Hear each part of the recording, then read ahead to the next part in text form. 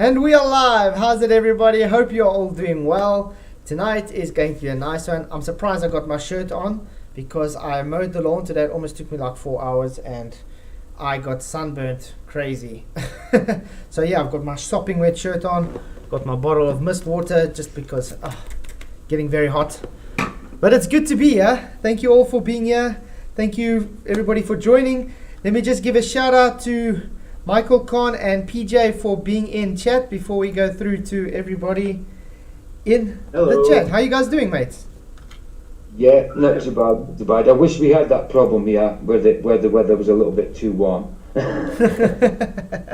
I mean, I started mowing the lawn at like 7:30 this morning, and I still got quite burnt. But it shows you how hot it really gets here. I mean, when we were down at the beach, I didn't get burnt like this. But then in the bush, I get burnt.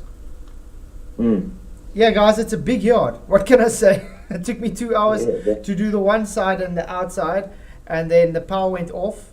Then I had to wait for the power to come on, and then it took an hour and a half to do the other side. It took you 4 hours to do log, mate. I bet I could have cut it with a pair of scissors. No, it's a big yard, so it's one of the the houses that are usually on the corners. So it's like two properties put in one kind of thing. That's how big the yard is. If you just let the elephants graze on it, then you wouldn't have that problem. Michael says I must get myself a goat. I said, yeah, I might need maybe 10. Right, yeah. Goats will eat out, mate, honestly, goats. 5 for the one side, 5 for the other side. And you can always milk them and all and get some goats. Goat's milk is actually very healthy, by the way. Okay. Oh, so that's why there was goats in chat earlier. I noticed there was a picture of a goat in chat. Yeah, it's got weird eyes. I brought that picture up showing about the pupils are square like. Yeah, it's weird. Yeah, they do look evil, don't they? Goat's eyes, square pupils look awful. Yeah, but why do you think the Baphomet uses a goat's head? Yeah. They get a bad rap like goats, don't they? Because of that, but they're cute things, though. I wouldn't say goats are evil. Nah, they're not. They're just misunderstood. They're cute, man. Yeah, they will eat out. I know but I mean, they kind of like exemplify the Globers, because when you think of a Glober, you think of a goat. As soon as they, how can I say, they get shocked, they fall over and faint. So the Globers, when you ask them for evidence, they get shocked and they just run away. So they fall over and faint. So actually, we should call the anti-flat earthers goats from now on. Why not? Okay, I'm just going to shout out everybody in the chat quickly. That's even worse for goats, because goats might not believe in flat. Like. No, they definitely believe it's flat. They graze on a flat, stationary earth. Yeah. They're not running around waiting for the earth to come to them, the grass. Hey, Lumpy Gas in the Vacuum, good to see you. Jess Palmer. Jess, before I go on, I just have to say, I was thinking about you today. I hope your boss is alright. Just hope you're doing well, mate. Get Shrek, thank you for coming. Who else is in chat? PJ Cruikshank, obviously. Chris Nemazek, good to see you. Thank you for coming. Two Wolves, awesome to have you, mate. Michael Khan, glad you're here. Max65, Alan Nordstrand, you guys are awesome. So glad you guys can all make it. Saw more people. Who was it? I just saw more people. Oh yeah, Godzilla37, thank you for coming, mate. Glad you could make it. It's always good to have you all here. Oxbow Spirit, thank you for being here. Not sure. Glad you could make it, guys. Yep. Who was this Get Shrek clown in chat? Talking about boats going over the horizon. It's the same guy that asked why do things fall on a flat earth, and as soon as I tell him it's relative density disequilibrium, then he asks it again. So it's just probably some troll that just doesn't understand things. I'd love how a boat goes over your limit of vision. Yeah. If you guys want to know how the horizon works and things, I did a optical drop stream recently. I think explained it quite good. And last night with FE Pilot, proving that it's not physical curve. It's just angles that's getting limited. Very simple stuff. Radar proves a flat earth, guys. So anyway, just want to say, He's a yeah, nice, he's a nice enough kid like that pilot, but he's daft. yeah, he's a nice guy and everything. He wants to come back. He's just not one of the brightest guys. Let's just put it that way. Well, he can't be that brave. He thought he kicked flight after us last night. Yeah, and Nah, if it carried on, he it would have seemed got. alright. If it carried on, I think it would have got worse for him. Yeah, guaranteed. Yeah. That So- was God. That was God being merciful for him by your internet going out. Sorry about that again, guys. It was from the service provider. It's with all the power outages and stuff. This happens. So tonight's topic is gas pressure behavior. So we've got gas pressure always requires containment. After 32 votes, yes 69%, no 31%. Obviously, the people that said no don't know what gas is. Yeah. If you didn't have gas pressure, you wouldn't be breathing now. Let's put it this way: your lungs is the reason you're breathing. It's containment. There seems to be under like opinion that Atmos are not gas. Oh, that we can sort out quickly. We can just look what is the atmo comprised of. Atmo means air. There we go. Hey Jamacho, one back. Good to see you, mate. Thank you for coming. It's good to see you all here.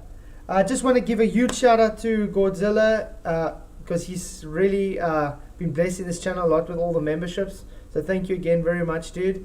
You guys rock. And everybody that's been sending all the super chats and Patreon members and everybody. Yo, you guys have been blessing this channel immensely.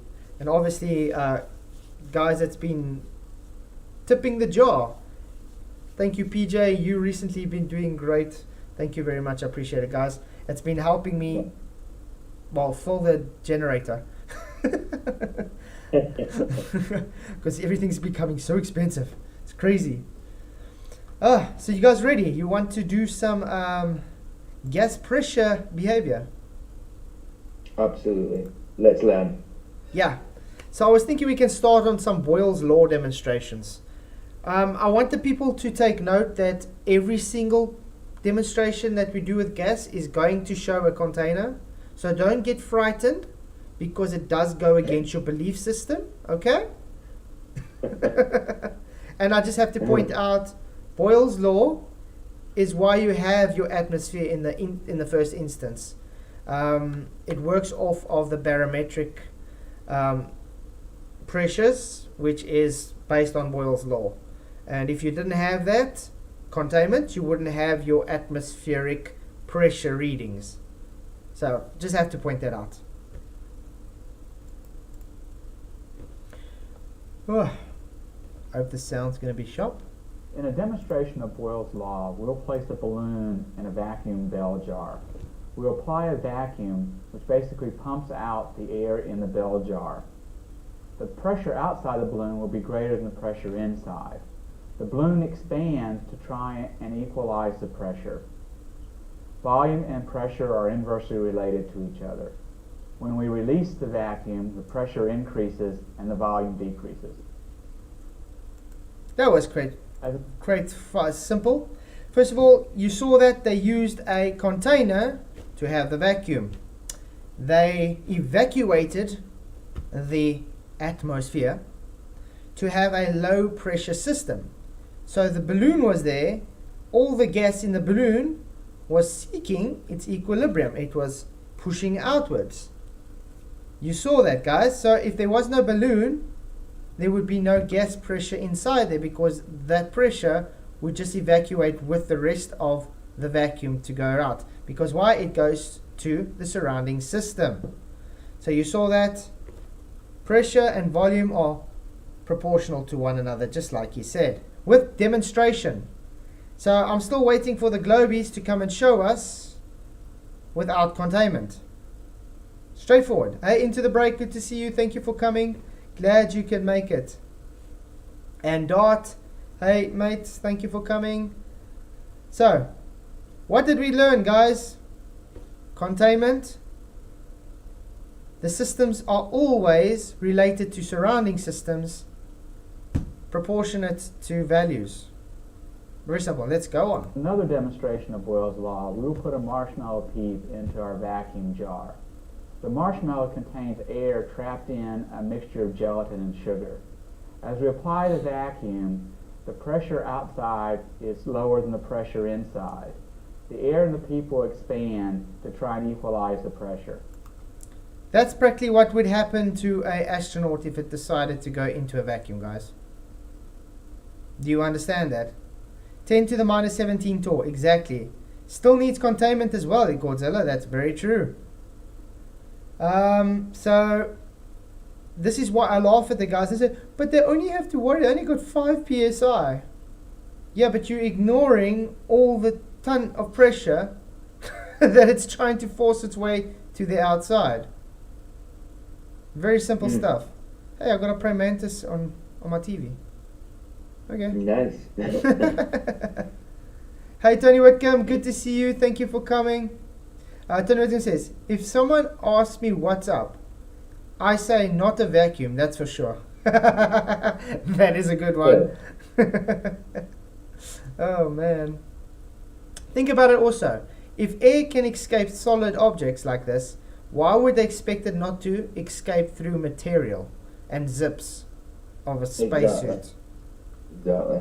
I mean, you can literally take solid objects like steel and it would still release gases and oils through its surface in a vacuum that's strong enough. Yeah, because everything's porous to a certain degree, isn't it? I mean, we take bumpers quite regularly that's got natural gases and oils in them, and we stick it in the burner, and while it's burning, it releases those gases and the oils in a plastic bumper. It's a solid object, and it still releases it.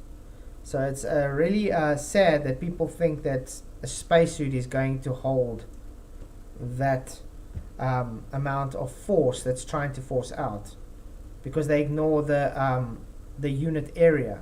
That's why they hate when you say pressure is the force per unit area, because they don't want to hear that. Hey Zele, Rafik, good to see you, mate. Thank you for coming. When we release the vacuum, the pressure increases and the volume decreases.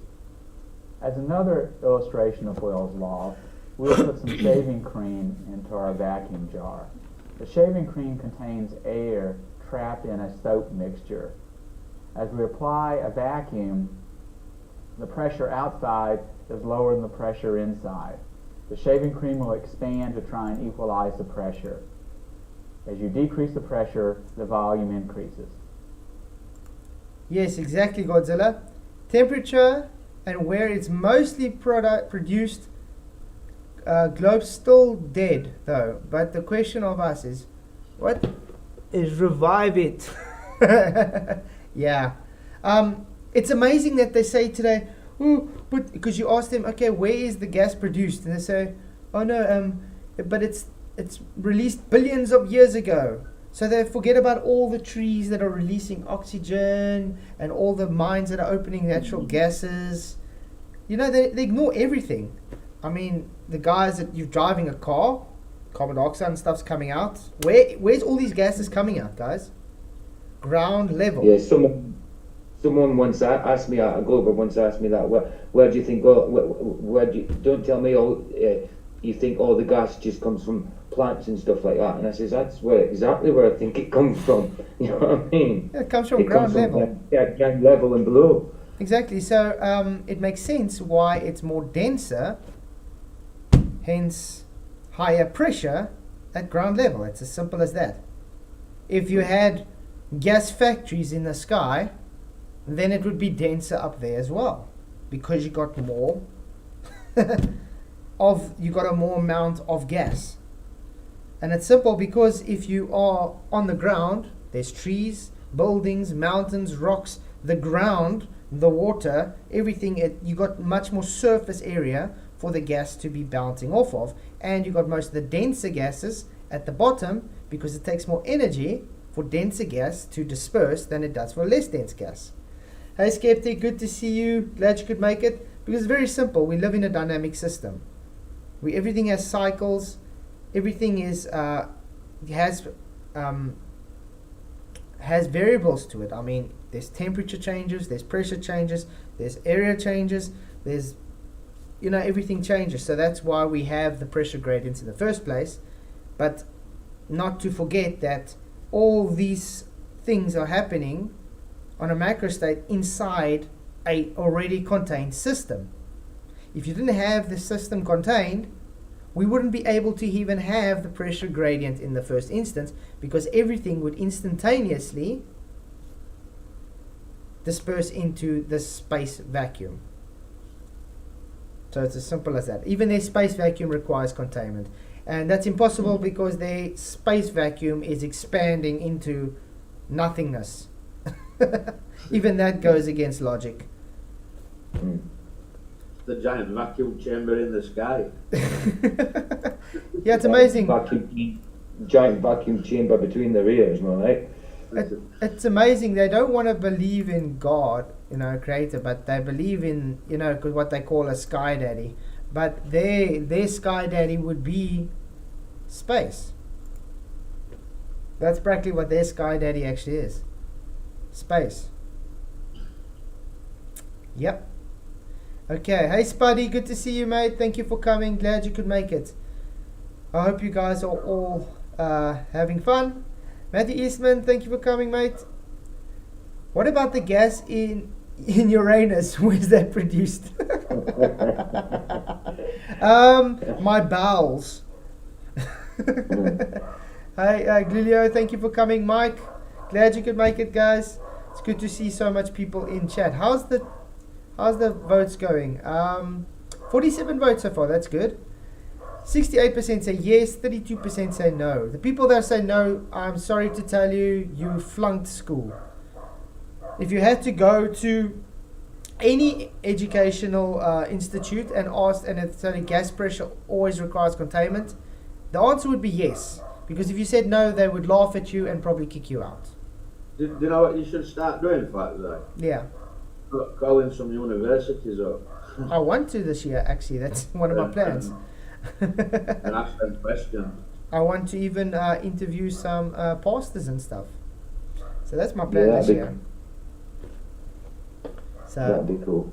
Because we've got a brand new one, haven't we, really, in chat here, talking about pendulums and that. Oh, such a pendulum which can swing in any plane changes direction during the course of the day, yielding direct evidence. No, a pendulum is literally changed by the friction because it's magnetically moving.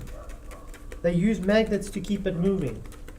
What about a pendulum staying still on a spinning earth?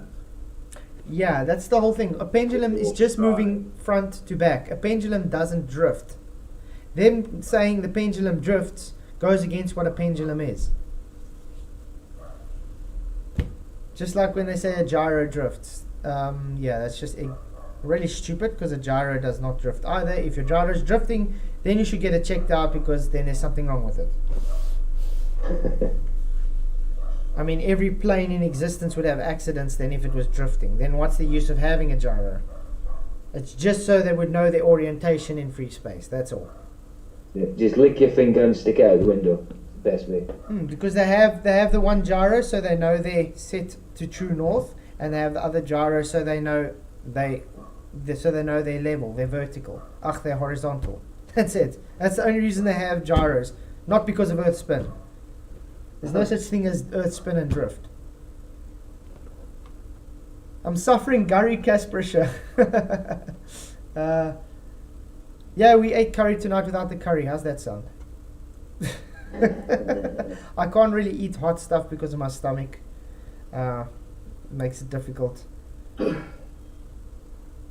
Yep, it's the belief in the globe that forces them to deny reality, like straight being curved. Yep, bendizontal as people like to say. Gulio says the helium balloon falls in a vacuum chamber. Yes, the helium balloon falls in a vacuum chamber. You know why? Because there's no air around it. The medium, the medium that's denser is taken away. So now the helium balloon is the densest thing in the chamber. Uh-oh. These guys don't think before they type, do they? No. Morons. But they're just indoctrinated, mate. Yeah. And I mean, now pop that balloon in the vacuum chamber. The gas is going to fill the vacuum chamber again. The pressure will increase. Also weird, eh? So it's not like what they think with their gravity, where it's all just going to pull down at the bottom.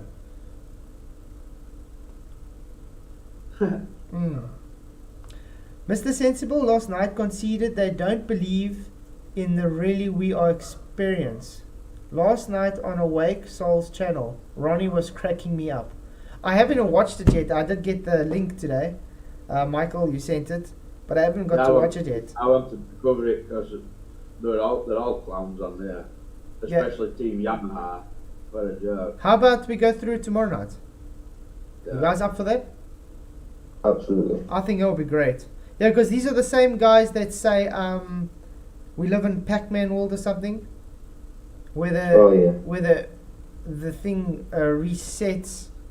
Like we live in a Mercator map or something, and if you go through the left, it's going to Pac-Man itself into the other side of the map. Something like that, like a simulation. I think it's these guys that said that, correct? Christopher Fournier, welcome, mate. I don't know where they get that from, to be honest. Like, I mean, they claim to be followers of Jesus, but they call him Yahawashi or something. Yahushua, yeah. I mean, if they're going to believe in Jesus and you're going to believe in scripture that sun does circuits, like, it comes Pac-Man. Yahushua. Yeah, well, you see, Jesus has many names. I think they're going more to the Jewish roots on that, but sometimes it's, how can I put it? If you go to the wrong route, you're going down the wrong path, because then it's more into the Jesuit without knowing about it. But yeah, that's another story for something else. Vacuum is man-made. Vacuum doesn't occur naturally in the environment without a strong container or barrier between the pressurized environment. Yep, exactly, that's so true. Nature abhors a vacuum. It's as simple as that. We obviously get low pressure systems inside the whole system as a whole, but you don't get a vacuum. Vacuum itself is a man-made thing. That's very true. Okay, you guys ready for the next video? Hey, Insert Coin, good to see you. Okay, let's go. Here is a simple mercury barometer inside a large glass tube. If we evacuate the air from the outer glass tube, the mercury level in the barometer falls as less and less air presses on the surface of the mercury. Guys, you see, and this is what your beloved atmosphere is based on, the barometer. Look how it's contained. Really weird. You know, Boyle's law. But I always get told, no, it's got nothing to do with container. We got pressure gradients. Yeah, how did you get the pressure gradients measured, guys? How did you read that? Hey, Identity, good to see you, mate. You want to say something? No, sorry, I was just agreeing. But it's very simple. I mean, how do you even measure the pressure gradients to give them their beloved pressure gradient, atmospheric pressure gradient? Oh, with a container. The same container you guys say is not needed to have the pressure. It's like when they try and say they can make a pressure gradient with a fan. Yeah, but that fan is inside of a container. You know what I mean? Yeah, exactly. This isn't it. Like when they say, look, here's ionized gas in an arc reactor. There's no containment. Then you look at it and say, what's an arc reactor? Is it a container? These guys, they don't think. Really, they don't. See how, look at that. They're pumping out the gas. Look how the mercury is dropping. It's as simple as that, guys. This is what would happen in your heliocentric belief. If this was reality, this is what would happen. Everything would just rush into the vacuum and it would have no pressure on Earth. It would have a very low pressure because there would be nothing being able to push down on the mercury to be able to push it up. Force, guys, and by the way, gravity is not a force, so that cannot do anything. You're literally proving relative density disequilibrium here. Removing the medium. Tony, first perspective, check out Thomas Sheridan on YouTube. His latest vid called Preview of Future Movies. Not Effie related, but a rant on normies who took the slab jab. Oh, I'm scared to do anything on that, unfortunately, Tony, because just now I'm going to get some kind of strike for medical misinformation, you know, that kind of things. YouTube is... I don't think he means play it now, right? Yeah, but I'll take a look at it for sure. What's his name? Thomas Sheridan. I'll look it up. Thank you, Tony.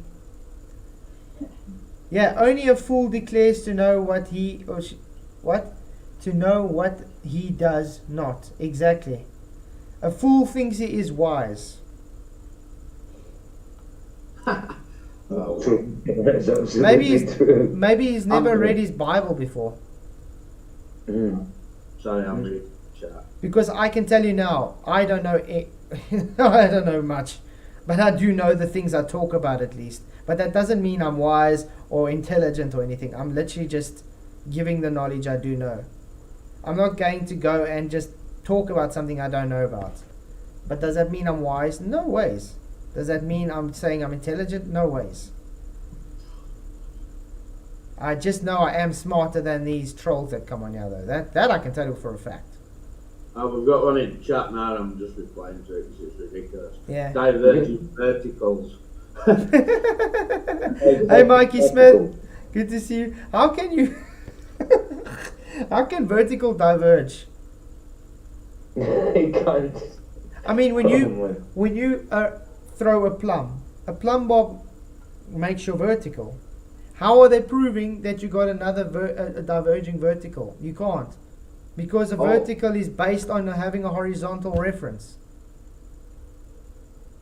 Yeah. Once you've got your x and your y, then all horizontals and all verticals Are the same. Parallel to that x and y.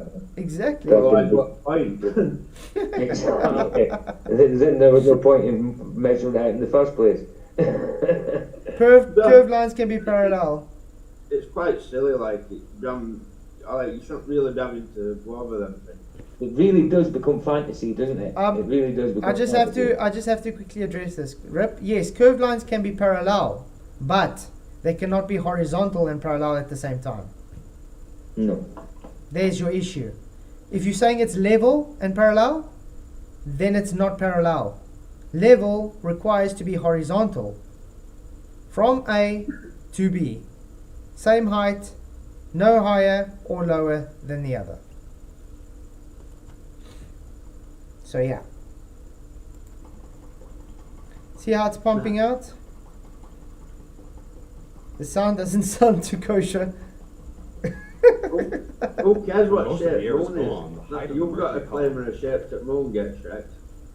He does, yeah. What shape is the moon? Circular. Is that what you wanted to hear? It's definitely not square. Who cares? Here, Yeah, who cares anyway? We're talking about Earth right now anyway. really to zero. So guys, what's happened here is it's going to zero. He's pumped out all the air in the bell jar, the vacuum. And now it's not giving enough pressure on the mercury to be pushed back up. And it's weird, it's in a container, in another container. Something you guys deny with reality. Tony Whitcomb, thank you, £5 super chat. Really, really appreciate it, mate. You are awesome. Globus will claim vertical is horizontal next. I wouldn't be surprised, because if they can claim horizontal is curved, then what's going to stop them from saying horizontal is vertical or vertical is horizontal? Because they think level parallel means curved as well. What? Oh wow, it's insane. But thank you again for your super chat, Tony. Really, really appreciate it, mate.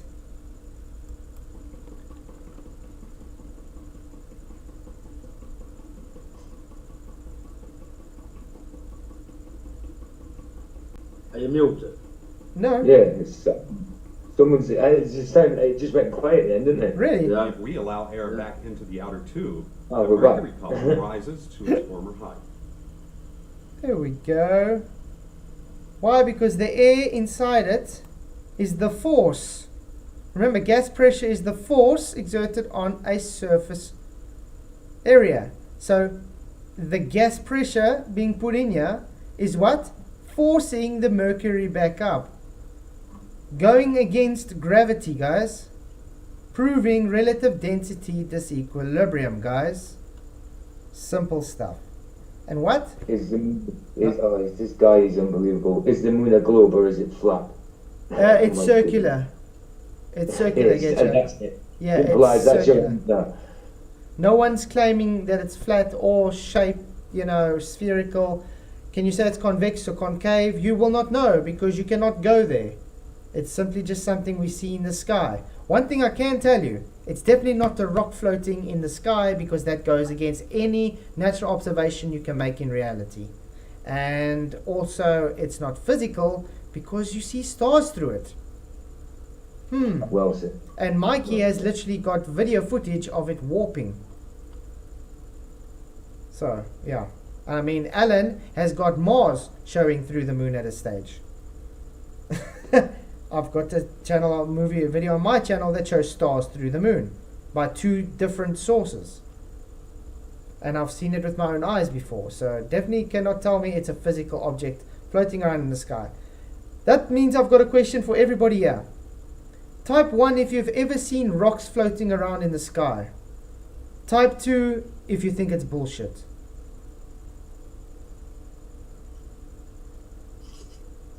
Type 1 if you've seen rocks floating around in the sky. Type 2 if you think it's bullshit. Yes, PJ, definitely number 2. Because I don't see rocks floating around in the sky. Matthew, I triggered my Sunni Muslim brother yesterday when I showed him that the Quran is a flat earth book.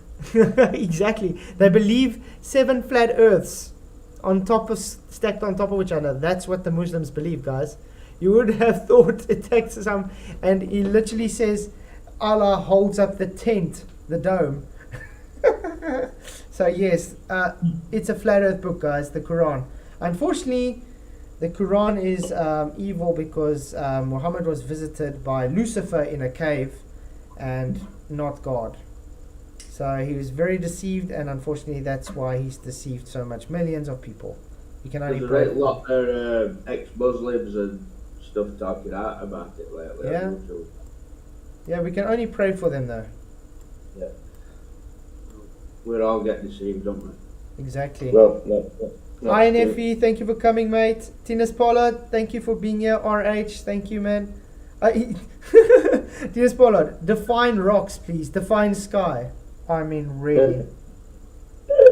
Are you seriously asking that? Is he really? Godzilla 37, thank you very much for gifting another 5 memberships. That's like insane, dude. Thank you very, very much. It's like, I think he's literally like, I think, gifted 20 memberships now. It's insane. Hey, Twad Wazzle, M Stone, thank you for coming. Cosmic Surfer, thank you very much, Godzilla, and I'm sure everybody that is gifted it is really thankful for it as well. You are really an angle in disguise. We're going to have to go. We're going to have to go on addressing these dumplings in chat, otherwise we're going to get nowhere. Yeah, no, I'm just going to ignore them. But like I was saying, he's really an angle in disguise. I'm going to make a shirt about that. Angle in disguise, not angel. Angle in disguise. Yes, Godzilla, you are number 1, dude. Thank you for your support, dude. I really appreciate it. Where were we? Yeah. Containment, guys. Containment's needed. Ooh, see how it's going up. This animation shows the pressure exerted by the air on the surface of the Mercury. There we go. Surface, the air on the surface of Mercury pushes it down, which pushes the Mercury up. So if you take that air out, what's happening? The Mercury is denser. When the pressure pushing the Mercury up the tube is removed by removing the air, the mercury column falls. There we go. Why? Because you removed the medium. By removing the medium, there's no more pressure forcing it up. Remember, everything comes from the ground level. You don't get Mercury born in the middle of the sky, do you? Yeah. Sorry. I mean, that's why I laugh when they say, but if you dive down in the ocean, the deeper you go, the more pressure is on you. No shit, Sherlock. There's more of it on top of you. It's as simple as that. It's like, you remember when you guys were younger and you lie down on the carpet and all the friends pile up on top of each other? You on the bottom is almost getting suffocated with all that weight on you. It's not because of gravity, it's because you got more of stuff on you, more people on you, exerting more of a pressure. It's simple as that. But once they get off of you, what happens? You feel relieved. You can breathe properly. Why? Because you removed all the pressure, the actual force. Pressure exerted on a surface area. Hi Owen, good to see you. Thank you for coming, mate. Glad you could make it. Fluid mechanics, Oxbow. Yep, fluid mechanics. I've got another video. Boyle's Law in an airplane. From my favorite Russian. Before the process of landing begins, My favorite Russian. I really enjoy this guy's videos because he keeps debunking the globe. He's the glass eye dude. George Dick. Yeah. So anyway, before we go on, what do you think he's going to be showing here, guys? Remember, this has got to do with Boyle's Law. He's in an airplane. He's got an open bottle at almost 4,000 meters. What do you think he's going to be showing here? I'm not too sure, to be honest. I mean, Boyle's law is to do with the relationship between pressure and volume, isn't it? Exactly. So I'm still not too sure. Michael, any idea? Say again. Do you have any idea what he's going to be showing us here? He's got an open bottle in a plane. I don't know because I can't see what. Okay, he's holding an open bottle in an airplane. He's at 4,000 meters. Now he's going to put the lid on. What do you think is going to happen to the bottle as he flies up? Right, okay, so the bottle's got to puff out. Yeah, pressure will change. There we go. And he's using a container to demonstrate this, correct?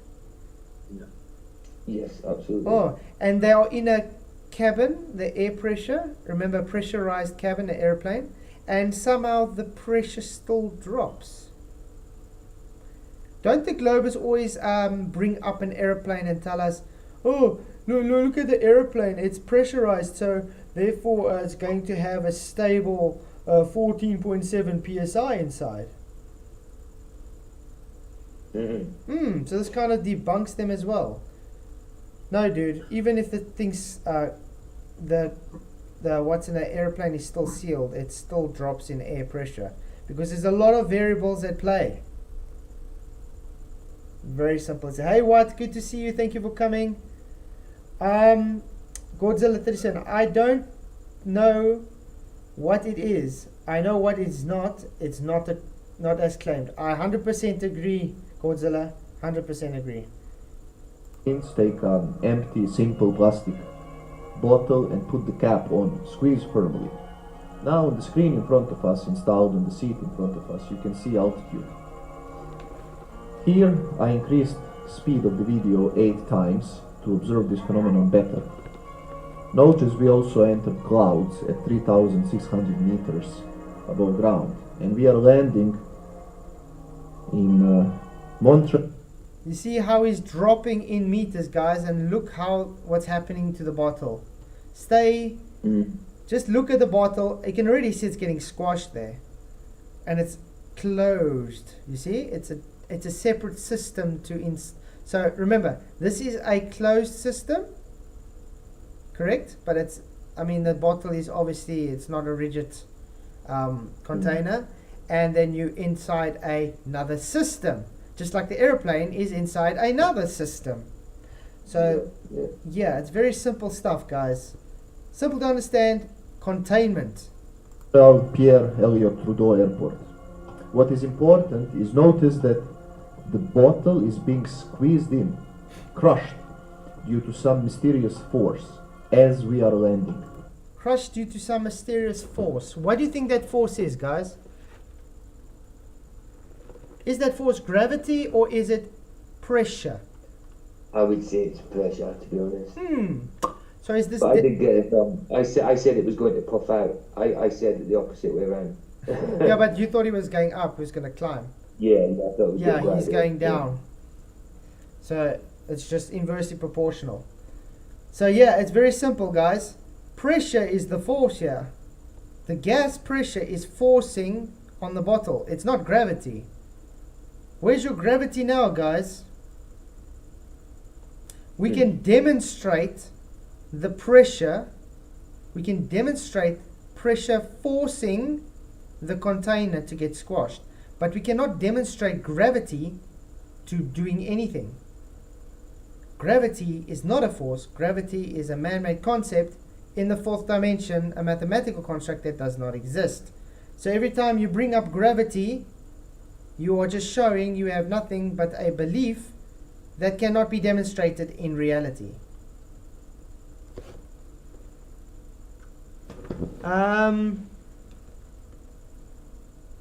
Who's asking a good question, Zede? What question was asked? Why is this happening? Oil's This law. video is all one go and I never opened the cap of this bottle. Yep.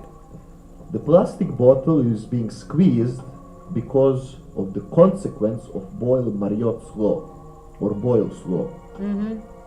Throughout descending temperature in the cabin, C3PO. The gas pressure gradient. Yep, gas pressure gradient. Great, so not gravity. Glad you can understand that. And notice how it needs to be contained. It's very simple. is constant. But pressure is Eduardo Igras, who claims that the bottle is crushed because of gravity? No one. Hey Captain Caveman, good to see you. We're telling you we can demonstrate actual things happening like pressure, gas pressure is demonstratable using containment. You guys making claims you do not need containment because gravity is not demonstratable. Do you understand that, mister? I don't think you do. Gravity does not cause anything, Eduardo. Gravity is not a force. And I would love you to please go and demonstrate gravity causing anything. Please, go. Do this for us. You want to say something, Michael?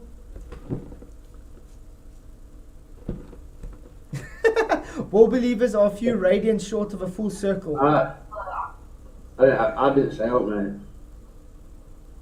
I was just listening. Your question, that's not gravity. Inner pressure of a plane expanding, pulling the walls of the bottle out, but not eventually. No, he's dropping in altitude, so the pressure is becoming greater on the outside, therefore pushing the bottle in. It's all just pressure, dudes. Pressure is the driving force for anything in today. There's nothing that exists does not have pressure. Nothing.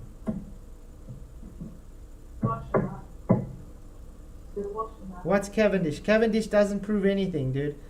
Cavendish is a man-made apparatus that only shows torsion twist due to torque. That's it. That's what Cavendish is. And it's not an experiment just to begin with, guys. Yeah, gas pressure equals X gradient. It's delta X. What comes first? They don't understand this, Godzilla. They don't understand you first need containment to have the gas pressure, to have the pressure gradients. Pressure gradients comes last. Flats. Do clouds go down at 9.8 meters per squared? Last time I checked, they stay up in the sky. Moving in all different directions, by the way. Even going against Earth spin.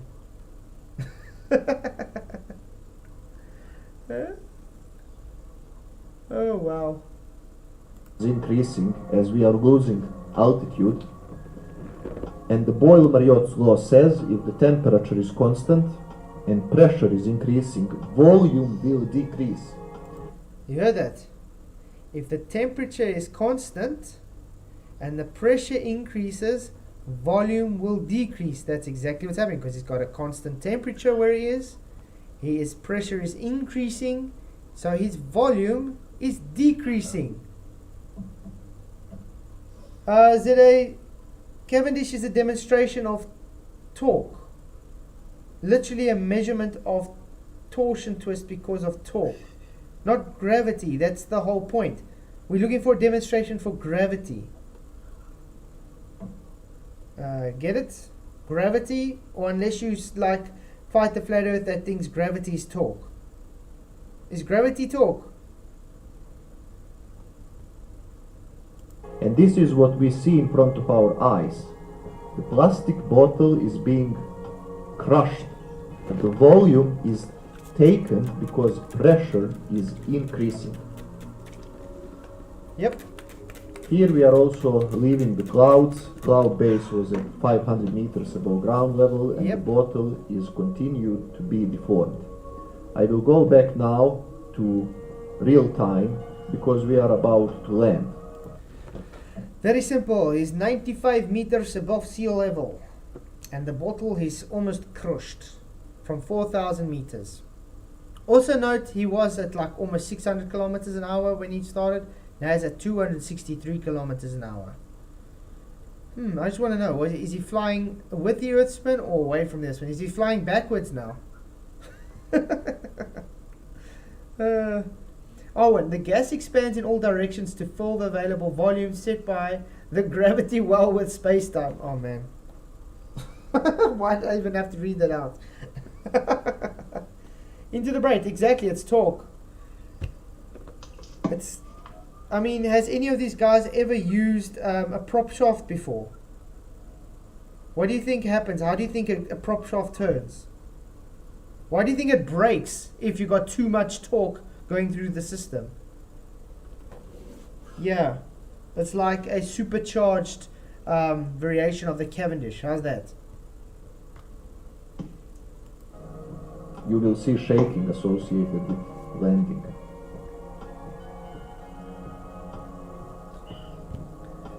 I just There you want the go. music. Okay. We landed in Montreal, but most importantly, the bottle is being fully deformed. Yes. And I will demonstrate now that when we open the cap, the original shape of the bottle will be restored because pressures will equalize. Ha! Pressures will equalize. So, entropy, guys. So he's going to open the system and the pressures will equalize. The surrounding system has a higher pressure. It will force itself into the lower pressured system. So if this is supposed to be Earth, well, it's obviously swapped around now.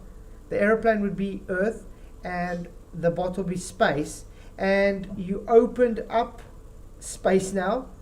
Earth would fill the space. So kind of going against your globe model here, does it not, guys? Really, really weird stuff. Just don't know what about the music. So this guy is going to open it. And it's Do this popped out. experiment next time when you are flying. Okay, thank you, George. Very awesome. Thank you very much. What did you guys think of that demonstration?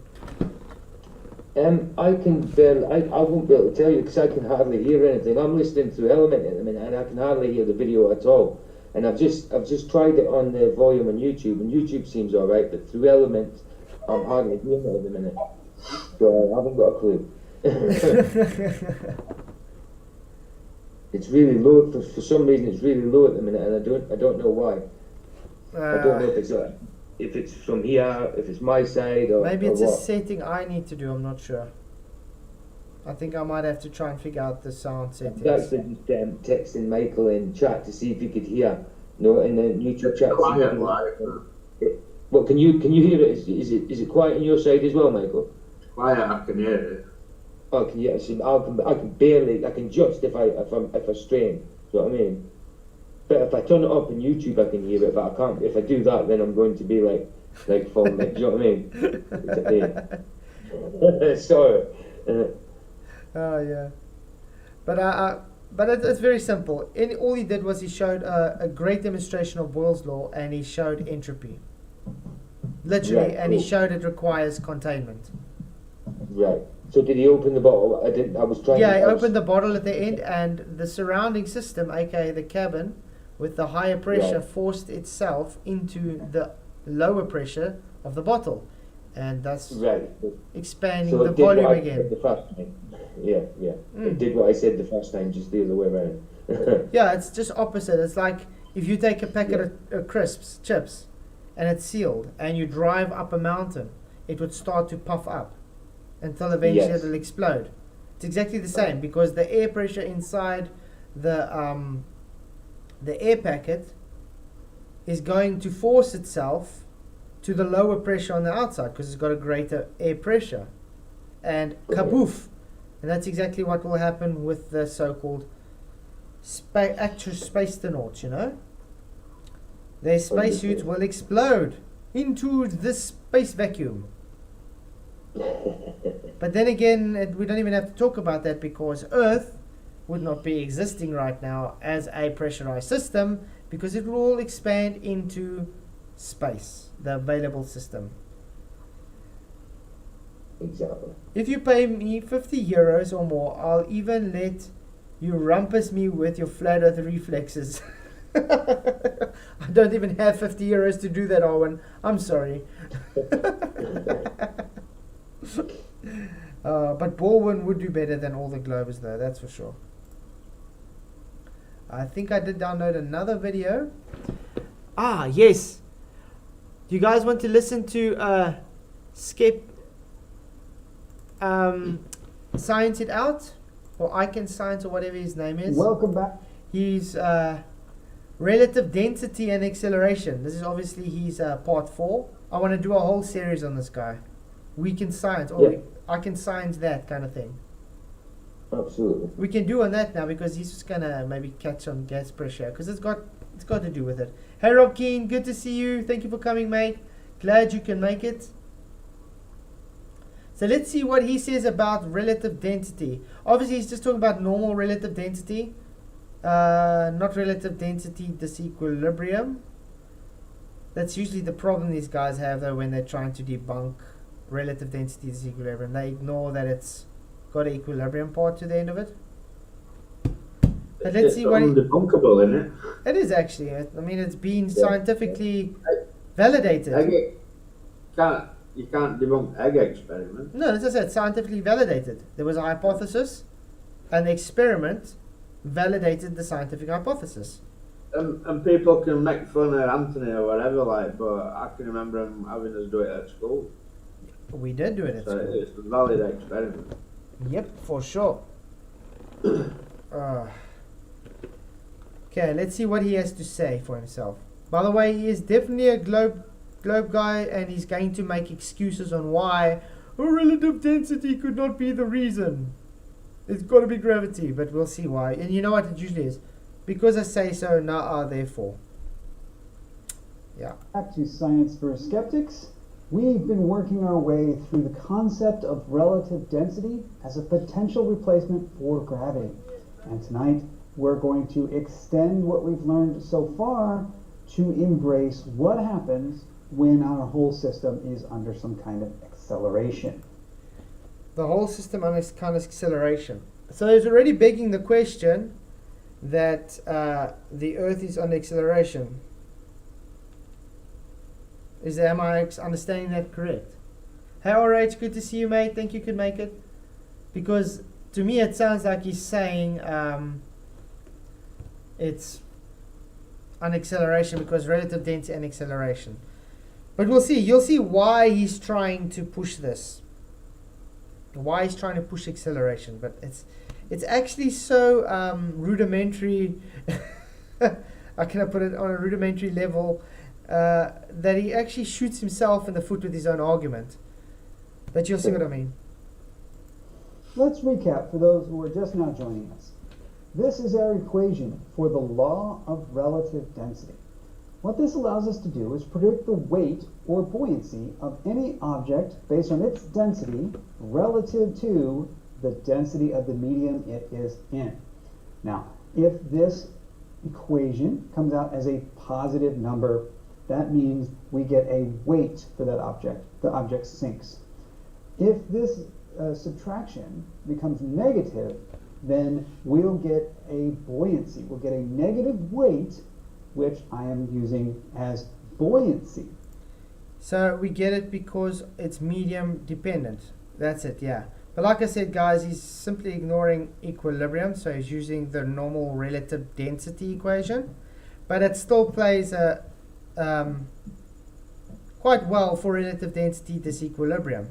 The only part is when it comes to when he wants to say with the unit vector, you'll see why. But it explains it. Yeah, a cool formula. Do you realize how he says weight? So this is weight without gravity, guys. So he kind of debunked your whole argument by saying you require gravity to have weight. So next time on Globus debunk their own model. Stay tuned. It's amazing how these guys try to debunk globe. Flat Earth all the time, but while they do that, they just debunk their own globe models, their own arguments. The way out in a wet paper bag, mate, honestly. Yeah, but they always debunk their own arguments, because literally, what does the globus tell us? Weight is because of gravity, correct? Yeah. He literally just put up something that showed that's not true. You just worked this out to have a weight without gravity. Literally. It's like this clowny chap banging on about sulfur hexafluoride in a fish tank. That debunks gravity as If I buy well. sulfur X, what does it come in? In a container. I also got a question for you. If you pour the sulfur hexafluoride into the open fish tank, why do they have to keep it closed? Tracy, hey, good to see you. The people saying that gas doesn't need a container and use gravity. As an example, how do you explain helium? Sorry, I don't think that's a complete question though. But yeah, how do they explain helium? You need containment for helium too. Hi Rachie, good to see you, mate. Thank you for coming. No, the K in there is actually the acceleration, but you don't need to have the acceleration of gravity. It can be the acceleration of the gases, because gas moves constantly. So if you're saying it because of gravity, you're just begging the question. And if it's in his part, he's going to be using like an aeroplane or a car later, then that's going to be him begging the question that the whole system is moving. I mean, let's put it this way. If wind moves, wind has an acceleration moving, doesn't it? The gas is moving. So there we go. If like Sleeping Warriors experiment with the egg, he changed the medium that caused an acceleration. So he literally proved the medium is what caused the acceleration. The medium relationship to the object is what caused the relationship, the movement. So pressure is the acceleration factor, not gravity. Hope it made sense. Right, that means that object is going to float. Now, some people have asked about this, and let me be very clear. True, Rachie. I know. This equation doesn't just say whether you will sink or float. It will say how hard you're going to sink and how hard you're going to pull if you float. This weight value here will be measured. Did you guys just listen what he said? How hard you're going to sink or float? Does he know that alone already debunks the notion of gravity? And that debunks them saying that it doesn't have any unit or force attributed to it. Because what is a force? It's something that causes something to have a push or a pull, is it not? That changes the accelerative state. So if something can cause you to be pushed or cause to be pulled, it's a force. What does pressure do? Exactly that. Thank you very much, dude. You're literally proving relative density disequilibrium by trying to just do relative density without your gravity. I love it. In units of force. We've been using grams of force. And so that tells us if you drop a rock into some water, you fill in the rock's density, you fill in the water's density, you fill in the rock's volume, that will tell you how much that rock pushes down when it hits the bottom. So, the rock would have a higher pressure than the medium. Hallelujah! Relative density disequilibrium. So why should it go up then, guys? Here's your answer. Why it goes down. Pressure. I Can Science that debunked every single argument any globe has ever brought up to me for why down and not up. There we go. So, thank you, I Can Science that. Of the water. When, if you put a scale into the water, how hard that rock pushes down at the bottom. Or, if you put helium's density and air's density, put the volume of your balloon, this number will tell you how hard that balloon pulls up. So this is a quantity that... Hey Leafy, thank you for coming. Glad you could make it. That specifically tells you not just if it's up or down, but how hard. Now, a few people have been a little confused about my definition of the word weight. Let me remind you, back in video number 1, I presented this slide where I contained my definition for weight, which may not match the definition you find in your physics textbook. Words sometimes have multiple definitions, and many textbooks have the gravitational definition of weight listed, which defines weight specifically based on gravity. Now, we are doing... Hey Fake Flip, good to see you. Glad you could make it. Yeah, you rock, mate. Okay, yeah, so guys... Yeah? See, you made the missus a mod now. Yeah, I made her a mod. I don't know if she's realized that. I told her last night, it's actually weird to see you in chat. I'm not used to it. Can't wait for it to kick a ball to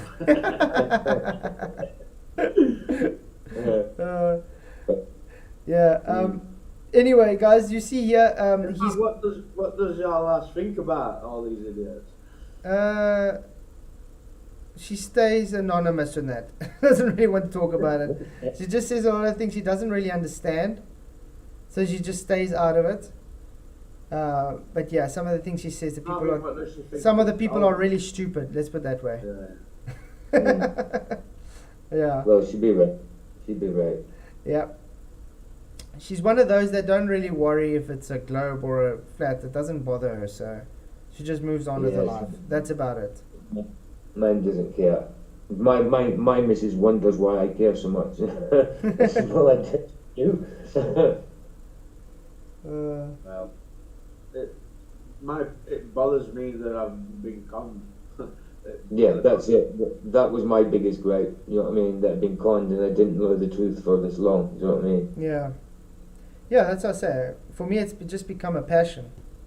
I mean, I enjoy it. Other than reading and writing, what did I waste my time at school for, like? Exactly right. Exactly right. I mean, I don't use much that I was taught at school, to be honest. Yeah. Actually, you're right. What did we actually learn in school? Oh, I know. You should learn how to be controlled by people above you. That's what you learned at school. Learn to listen. Absolutely. Learn to not think for yourself. Learn not how to actually make money. You should just be a good supporting citizen. Do what you are told. That's what you learn at school, actually. Well, that's right. That's exactly right. I mean, we know people, one of our family friends, the one daughter, she's actually been doing well at school selling key rings and stuff. And the school called her in and said she's not allowed to sell key rings anymore because she's doing so well. But See, I mean, that's that's what ridiculous. that's ridiculous. The school's teaching a person to be able to stand But- on your own feet, be an entrepreneur, make money. Now they're trying to stop that. Yeah, they're showing initiative in making money when they're younger, and then they're not allowed to do it. They're told to go against the grain. Yeah. It's just ridiculous. That's crazy, eh? Mm-hmm. It shows you what the schools really are there for. Exactly. I used to sell fags. Show me one school that didn't. That's very initiative. Yeah. But you could get, like, when I was at school, they were cheap for 10 fags. So you could sell all your 10 fags, and then you'd have enough money to buy another 10 fags and your dinner. Yeah. Mm. Mm. Uh, True. are you guys ready for the video? Anyway, he's saying he's putting a definition of weight without gravity, guys. Remember, this is a globe believer literally putting a definition of weight that has no gravity involved. So this guy does it is like a gift that keeps giving, keeps debunking every argument from the globe side. Mm. Oh, my shirt is already dry. Can you believe it? Investigations of gravity, specifically questioning whether gravity maybe doesn't even exist. In that case, a definition of weight based on gravity would be circular and inappropriate for our discussions. Instead, I choose a much more intuitive definition of weight, where I simply am going to define weight as the number you read off of the scale. Which is fair, because it is actually. Hey Chuck, good to see you, mate. Think you could make it. It's awesome that if you guys haven't already, Chuck's been putting out awesome videos lately. Do go and subscribe to his channel. I just watched a few of his videos earlier on. I think Michael put them in chat. So Rabbit hole one. Brilliant video. Yeah. I watched that one. I watched that one and a few others. Yep. Yeah. Gravity is a leprechaun, just like Rosby waves. No one has ever seen sheer belief. It's a sheer belief, exactly. Unicorn shit. I saw unicorn shit being turned into gold on YouTube too. Yep, that makes it real, hey. Oh man. Oh wow. The amount of force exerted on the scale is your weight. And that can have numerous different, possibly even Eduardo, I didn't come here for a wet t-shirt show. Sorry, Eduardo, it's either this or I take off my shirt. Because I got so badly sunburned today. I am feeling it. I'm getting really hot. Yeah. I'm surprised I got the shirt on. But say, Michael, have you got a link for Chuck? As Moxie's asking in the chat. Yeah, will you put a link for his channel, please, guys? Yeah. Cool. Unless Chuck can get it quicker than me. Yeah, Chuck, if you got a channel link, Right. stick it in chat, mate, so people can go and find your channel and subscribe. Really, really well with it. I keep telling you whenever I'm on Element and I'm watching your live stream, the YouTube don't work properly. Oh yeah, of course. I should have just looked for stuff really, you know. When I type in comments, I'll type on my sentence out and it don't appear for like 2 minutes. Weird. You guys ready to go on? Absolutely. Shot Chuck. known contributing factors. So, did I just make up this new definition of weight? No, I did not. The definition I choose to use for weight is called the operational definition. Guys, pay attention. So, if you want to use a definition for weight, go to operational definition of weight, because then it has no gravity involved. And this is shown by Globar. So, thank you. I can science that. Thank you. learn to spell. It'll fix for me. Weight. Operational definition of weight. There we go. Operational definition of weight. And you can check out right here from this link. It'll explain it in there. Or we could go straight to Wikipedia. That's good. The operational definition of weight is right here. And There's Chuck's link, guys. Do click on his link and subscribe. I'm going to pin the message for a while. So if you want to, you just click there and you click on it, come back and then just subscribe, guys. Be great to see his channel grow more. Definitely well worth it. you can see right on the Wikipedia page Chuck's there are machine is multiple lost about Sorry? 5 channels or something. I was saying Chuck's lost about 5 channels. Yeah, sometimes you have to be very careful what you post. And yeah, sometimes the truth hurts the algorithm. So they get rid of you. Ain't not Oh man.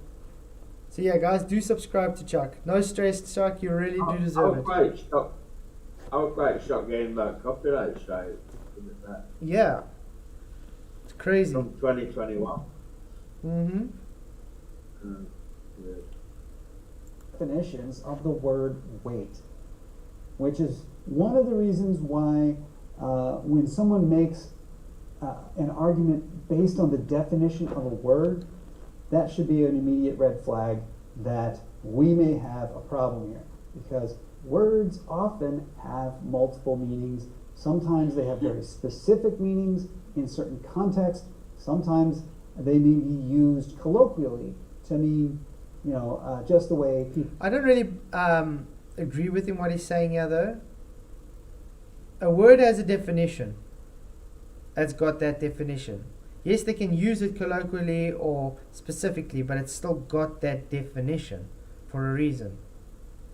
So it depends how you use it in context, but it doesn't change what it is.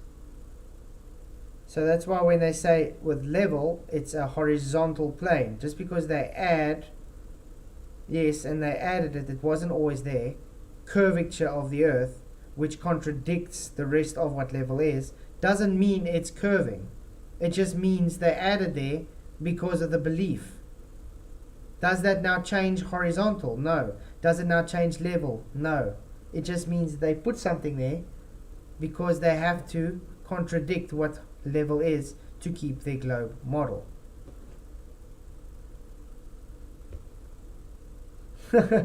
Matthew. People commonly talk. I would argue the way people commonly talk in terms of weight is using the operational definition, and let's look at it right here. The weight of the object is the force measured by the operation of weighing it. So there you go. We've just proven that what? Relative density disequilibrium has a force attributed to it, because it's measuring a force, even by his standard. What did it say? It measured a force. Very straightforward. Exactly what? Matter accelerates into pressure equals directional force net force. There we go. So this one thing alone he's just brought up literally provides a what? A vector on relative density disequilibrium. Obviously he didn't put the disequilibrium part in there, but hey, he's literally using disequilibrium now. So yes, it's a force, guys. Relative density disequilibrium has a force attributed, and you know what that force is? Pressure. It's the pressure being exerted on the scale in this instance. Simple as that. Means nothing more than that. Nothing more, nothing less. You put it on a scale, the number on the scale is the operational weight. Because we're describing weight in this way, the concept of being weightless follows naturally from that. True, Tony. A bit like saying you can't disprove unicorns. Oh man, it's so simple. I mean, the globe makes positive claims, and they can't demonstrate those positive claims. So they expect us to demonstrate it for them. A barometer doesn't measure air pressure, it measures the weight of mercury. Yep. And what causes the weight of mercury into the break? The pressure. The force exerted on what? The surface area. So it's the medium that it's in which is forcing the mercury to have the weight. Cavendish in a vacuum will prove or disprove that. No, Cavendish again is a demonstration of torque. Torsion twist due to torque. That's what Cavendish does, mate. That's it. Simple as that. If you don't believe me, go and look at the data on what Cavendish shows. It's just torque measurements. It's the torsion twist due to torque. He originally created the apparatus to try and what? Measure Earth's density. Not show gravity, measure Earth's density. Because Earth has a density, remember? It's physical. Yeah. In this example, the people in the aircraft will be experiencing a moment of weightlessness as the aircraft goes into a dive. By accelerating downward towards the ground, the aircraft can be made to simulate a weightless environment where everything becomes neutrally buoyant. Remember what he said, guys. It just simulates it. It's simple. The plane is flying down faster than what they are falling. Literally, it's just flying faster than what they are falling down. And because they're inside the plane, it seems that they are floating. But they are just falling inside a plane. It's as simple as that. People will no longer be held to the ground, and the helium balloon will no longer be pulling taut against the string. Yeah. But watch what happens right here. As all the people are drifting in a particular direction at the same time. Let's watch that again and keep your eyes on what the helium balloon does during that same drift. As the people are drifting to the left, the helium balloon is drifting to the right. Do you know why that happens? Anybody in chat know why that happened? Why the balloon went that way and they all went that way? Remember, now they went to the direction with the plane. But the balloon went the opposite way. Michael or PJ, do you guys know?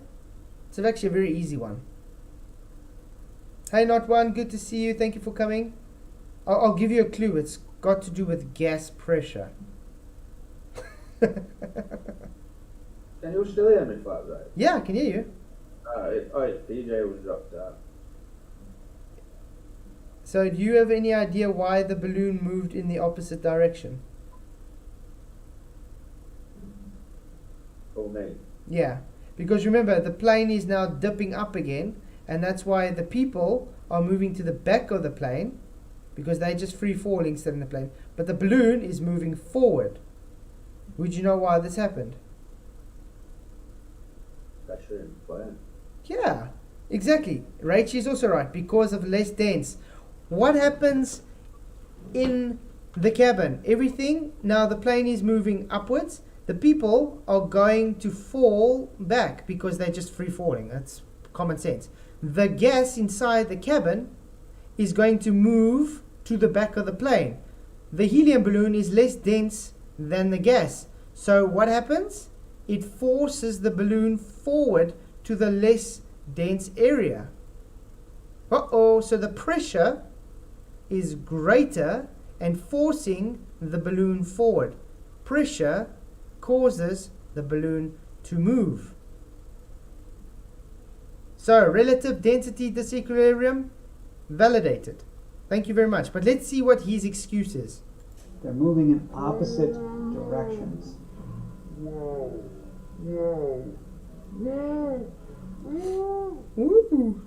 So does the zero-G plane prove that density has nothing to do with this? What? Does the zero-G plane prove that density has nothing to do with it? It proves everything to do with it. So I don't know where he's getting on that, but okay, yeah, let's carry on. Quite the contrary. What we saw was that when the pilot went into the dive and established 0G, everything became neutral, whether it was lighter than air or heavier. But when the pilot accelerated Became neutral. That's false. Tony Whitcomb, £5 super chat. Thank you very, very much, mate. I really, really appreciate the super chats. Really funny when globies bring up meniscus when it goes in the opposite direction of the globe. Yeah, remember Dave Farina, not the Professor Dave? That's why he showed on screen and then changed it all of a sudden. Because the meniscus goes opposite.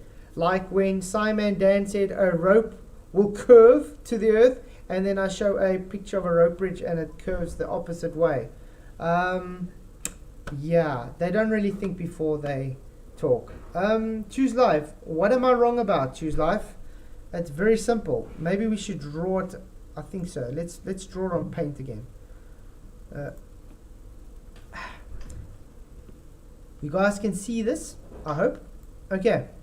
Let's draw a box. So thank you again for your super chat, Tony. Really, really appreciate it, mate. This is a box. Like in this case, the airplane. Okay? Now, we're going to say it is accelerating this way. Yeah, let's do it right.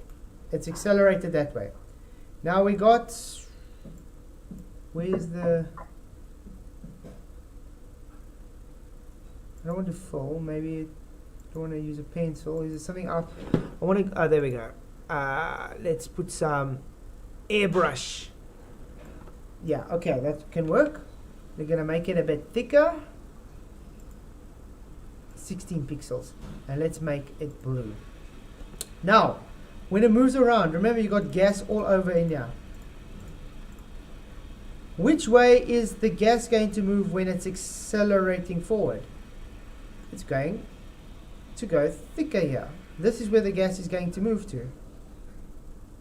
Moving to the back. So the gas moves in this direction as it accelerates forward. It's like a bottle of water. When you take a bottle of water and you accelerate it forward, the water goes back while the air moves forward. So this is the same. All the air is rushing to painting with flats. Thank you, Moxie. And it's moving to the back. So now let's get something to say the balloon, the purple. Now, if the balloon was here, remember it's already got gas inside there. Now, this gas around it is denser than the balloon. So the balloon will now go seek its equilibrium point and move that way where the air is less denser, because the denser gas is causing a greater pressure around it and forcing it to the less denser area. That's exactly what happened. You just got a vector and an acceleration thanks to relative density disequilibrium. The denser medium caused the acceleration of the balloon to the less denser object. That's why you see a helium balloon go up into the sky, because it's less dense. If the plane had to now all of a sudden flip around, go and flip around. Let's see if I can.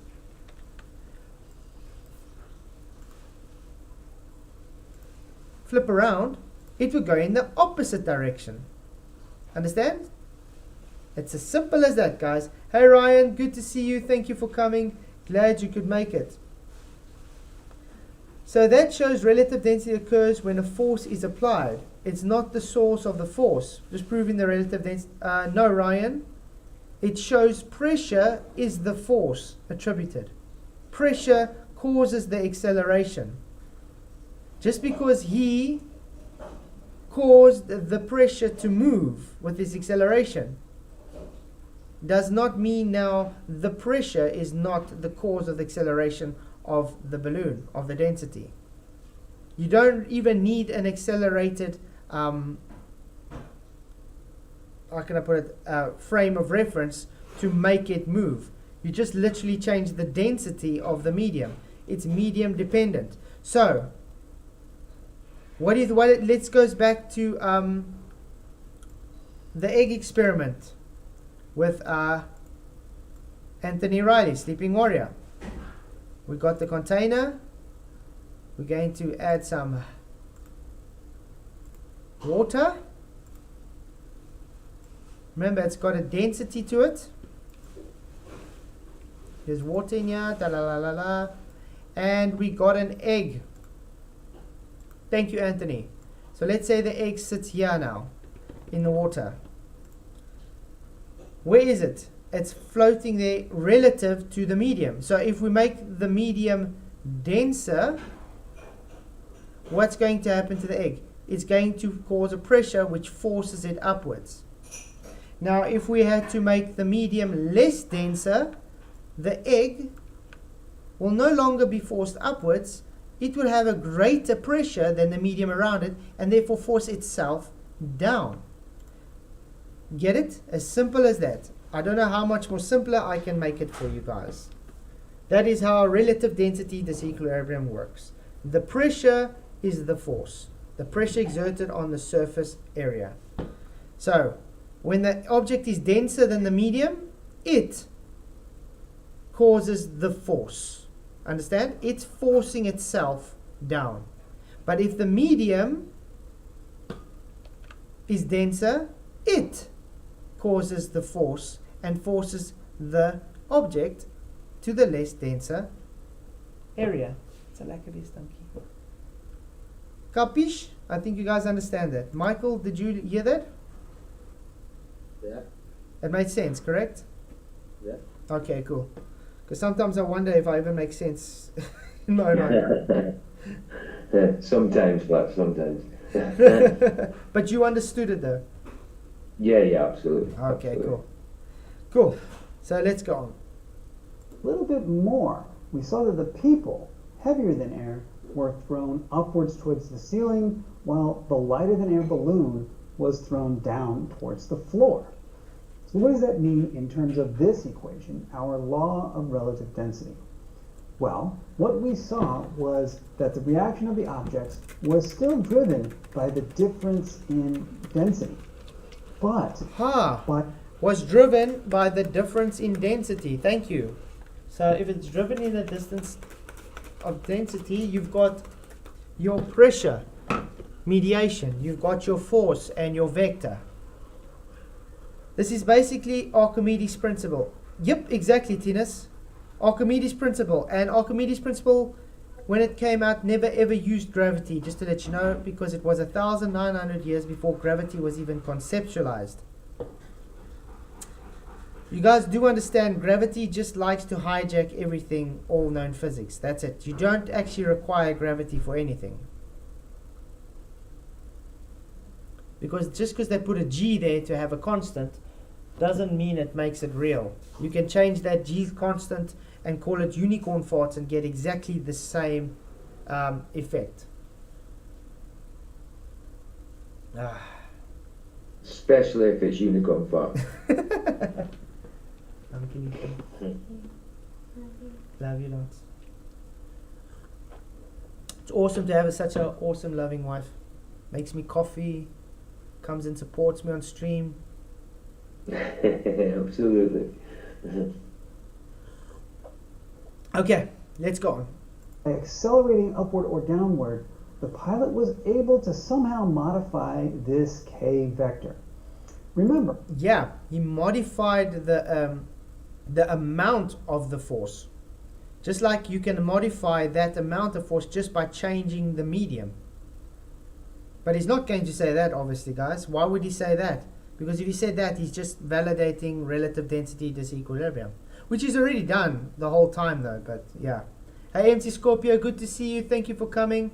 All life needs a container. Yep, exactly. And I can't change your mind because it's true. Into the break. Hey, mate. But I'm sure you were here the whole time, though. Moxie, how's it, mate? Good to see you. Glad you could make it. Let's see what said Get Strict says. This is sad. Enjoy living a lie and try to deny pretty much all of the established science.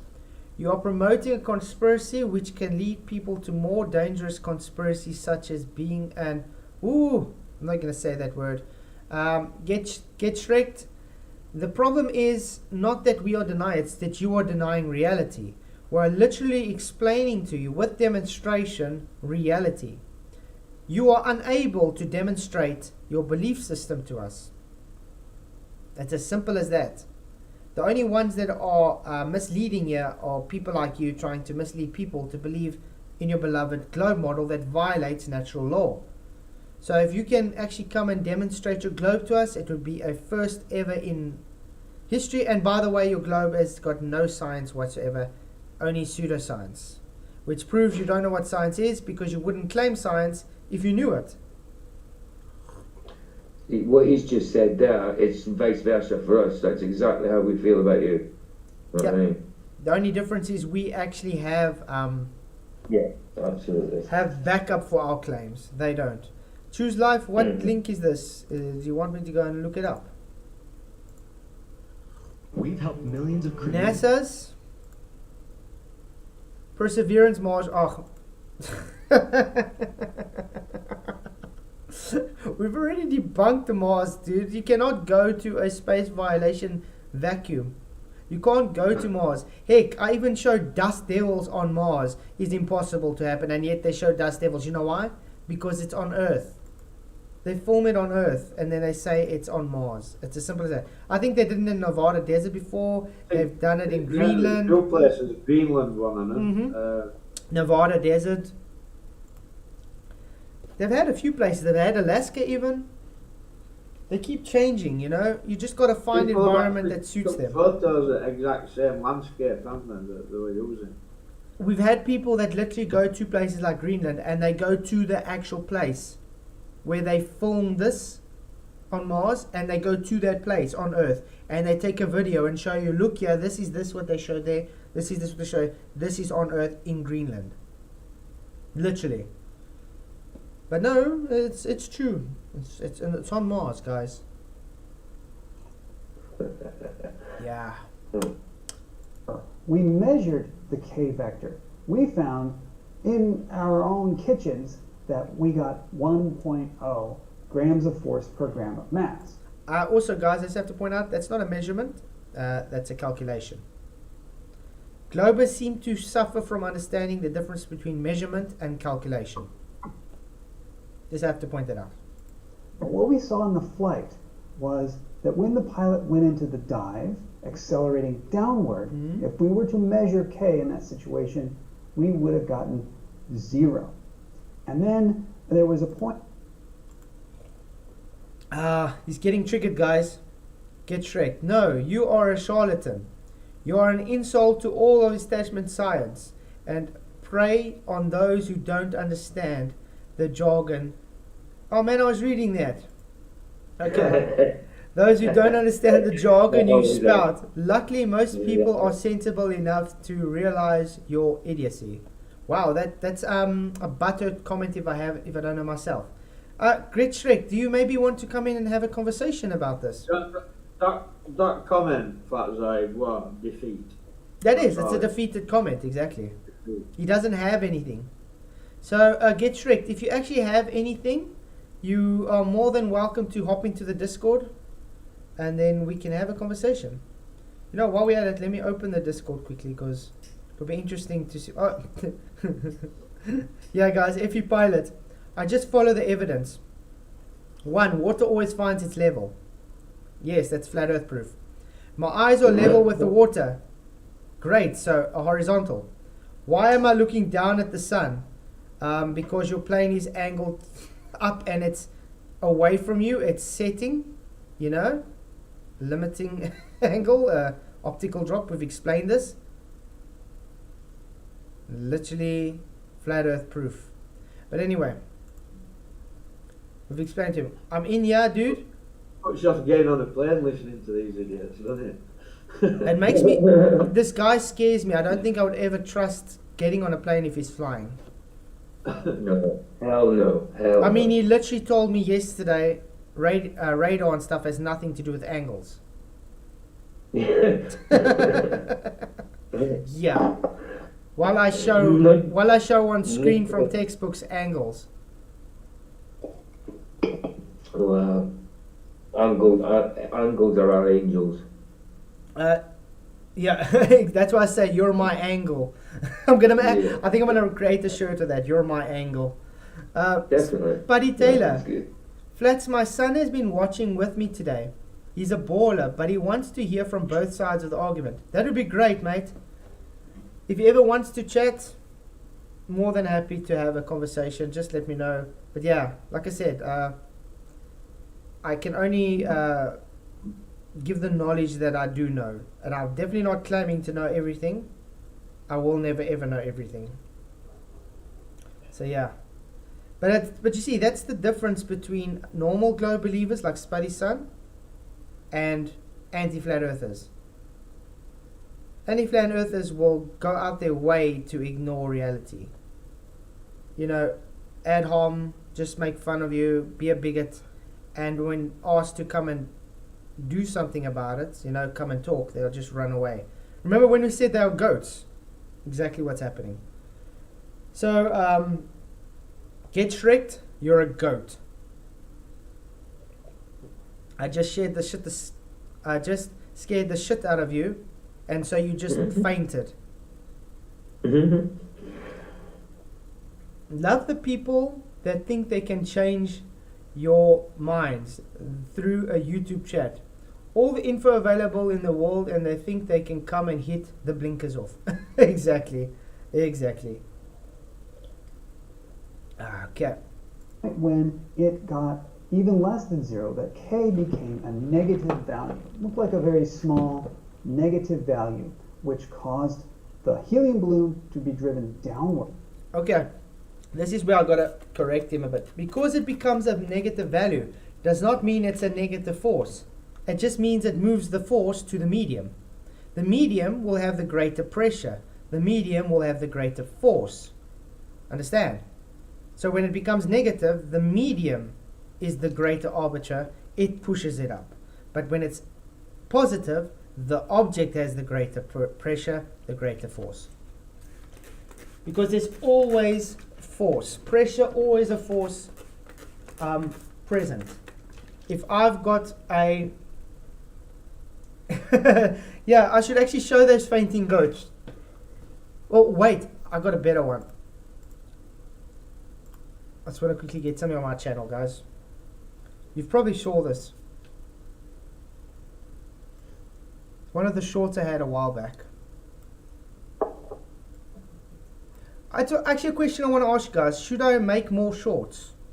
Do you guys enjoy the shorts or? Yeah, I like your shorts. Some of them are really funny. There we go. This one.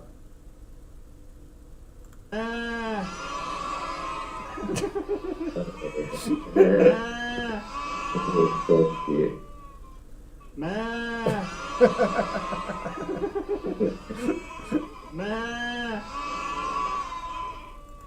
Yeah. That's when I can't even see it yet, but I can hear which one it is. The one with the goats in the tree. I've done it. You know. It's the one with the goats on the tree. The tree. Yeah, that's the one.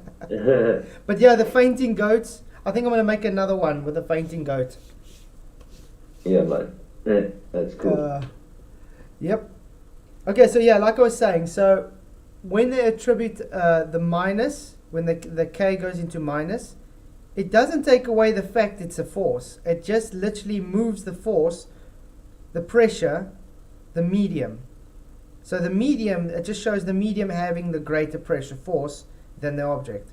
So when it's positive, the object has the greater force, and when it's a negative, the medium has a greater force. That's it. I actually think I'm going to start using this equation for the globus for relative density disequilibrium, because it actually works quite well. Really does. And you don't need gravity for it. Really odd. While the That's people were strange, doing isn't it. it? So- Gravity for anything. Yeah, so we didn't even really need to go and create an equation because there was one already existing. He makes fun of him all the time, he says, buddy. He's 13. Oh, don't worry, he'll get there.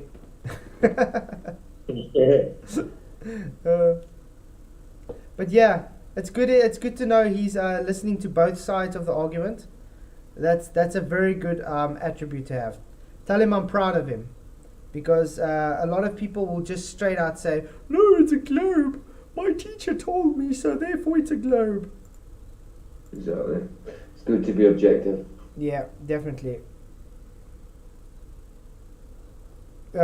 Yes, for vectors, a minus just means the opposite direction. I just explained it, Ryan, like 4 times. But anyway, gas pressure always requires containment. 86 votes. Yes, 72.3%. No, 27%. So we can take it that no 27% is just anti-flat earthers that have no knowledge in gas behavior. I love to see I love to see flats in short shorts. I can always get myself short shorts. Oh wow, man. Upward, moving in opposite directions. So the equation still holds, but we learned something. We learned that this K constant isn't quite constant. No one said it's constant. Who said it's constant? He's putting gravity into this now, guys. After he said he's not putting gravity into it. Mm-hmm. The constant comes from your gravity. Your 9.8 meters per second is based on what? Removing the volume, the medium, in a vacuum. So he's literally changing this to his constant in gravity. Now because it's not there, now he's saying it doesn't mean it's true. That would be actually dishonest, would you not think so? Or maybe it's just because he's got a bias to the globe. Is it? It can be affected by an acceleration. Yes, it can be affected by acceleration. Why? Because mediums move, objects move. They always have movement. So an acceleration can do what? Move the medium. Acceleration can what? Move the object. Does that now make that a constant or not a constant? No, it doesn't. And we learned a little something else. You'll recall from the previous video that we had discovered that this K vector carries with it the direction of down. That carries with it the direction of down. Also a false statement. I just explained why. It carries it with it the direction, the how can I put it? The magnitude of the force of the medium or the object. So there's no constant of down. There's no acceleration of down. It literally carries the magnitude of the pressure of the force of the object or the medium. That is it. So in other words, he's misrepresenting the equation. Why? Because he needs it to be for gravity. He needs it to be that way because if it didn't, it would be proving relative density disequilibrium. And sorry to tell you, dude, you've just debunked your whole globe with this equation. So get Shrek. Are you in Discord yet? Nope. He's not coming in because he's a classic bald-eyed coward. Yeah, he's a goat. I found his keyboard, makes loads of mouth in chat, and got balls to come in and back his mouth up. He's a goat. Right. He's just a goat. Sorry. Yeah, he's just a goat. He's one of these.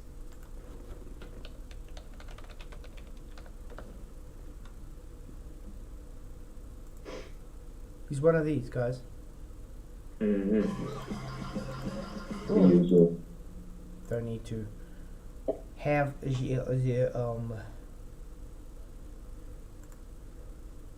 But no, man. Back.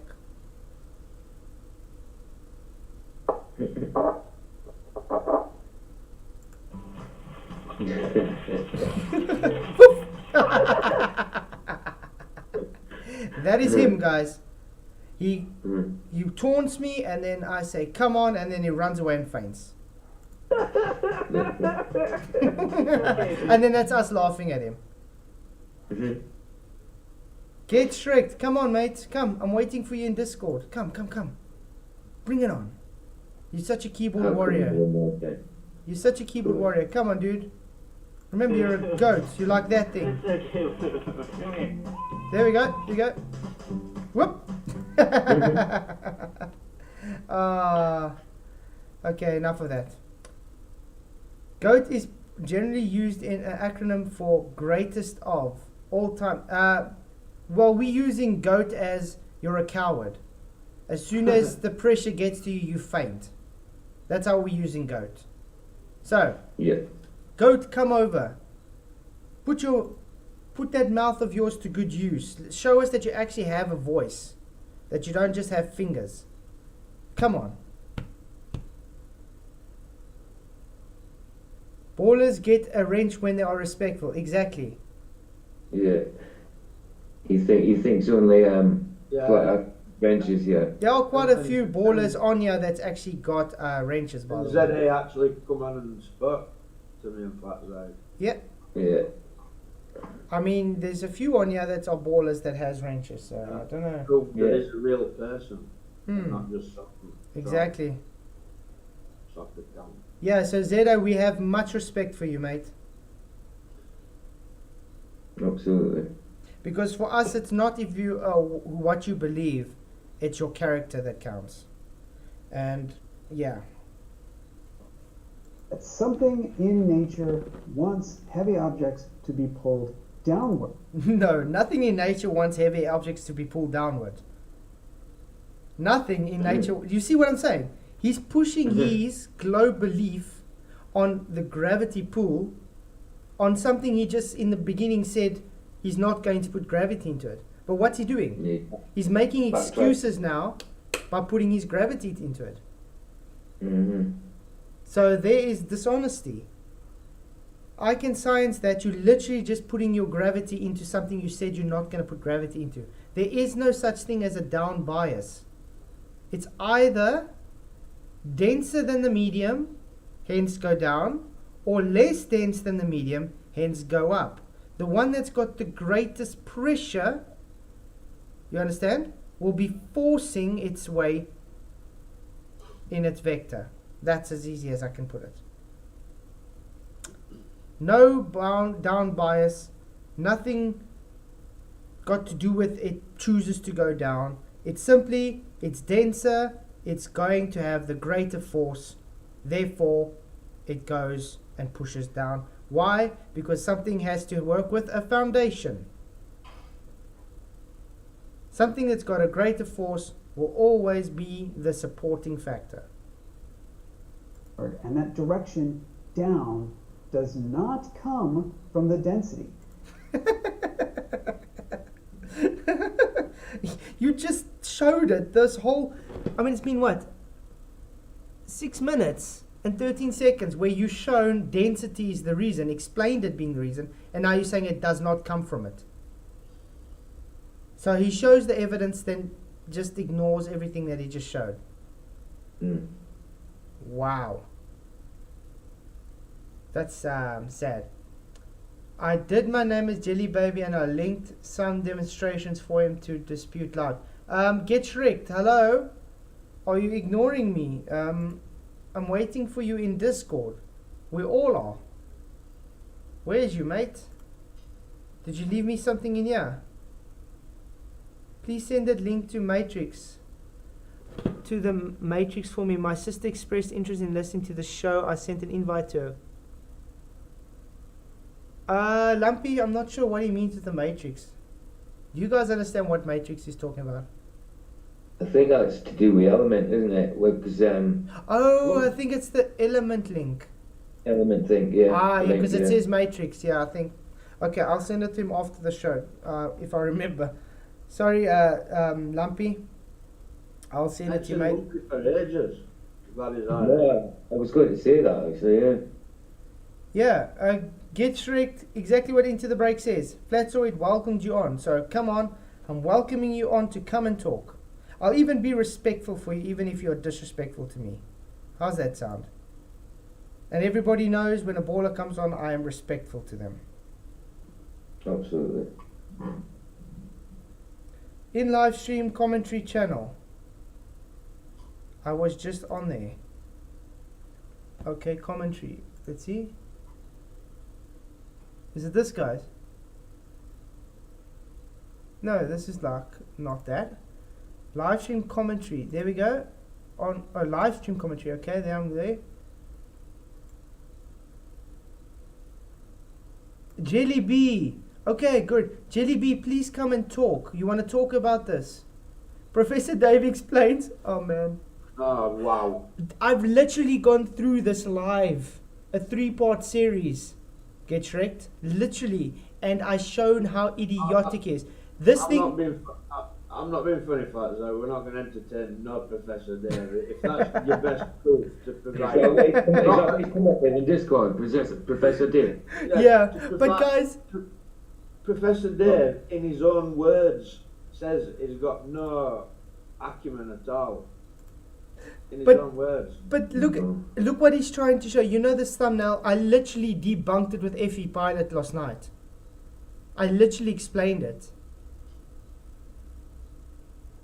Oh my goodness. So Jelly Bean or whatever your name is, get Shreked. Jump into chat. That's all I'm asking. You see this? Here we go. I'm sitting alone at the moment. Come in and we can have an actual conversation. Oh, I'm 15 and I do not live alone. I don't want to be talking to some dude and blasting it to my whole household. Oh, so why are you on my chat if you're 15, mate? It's not actually a place for little children that doesn't know anything. Sorry to break it to you, but you're a bit young. 15. 15? If he's 15, he needs to be banned. Yeah, I mean, as far as I know, you're not, okay, I think you can be 13 and be on YouTube, correct? Mm-hmm. But I mean, I wouldn't be 15. I wouldn't be 15 and going to some guy's channel and telling him he's wrong.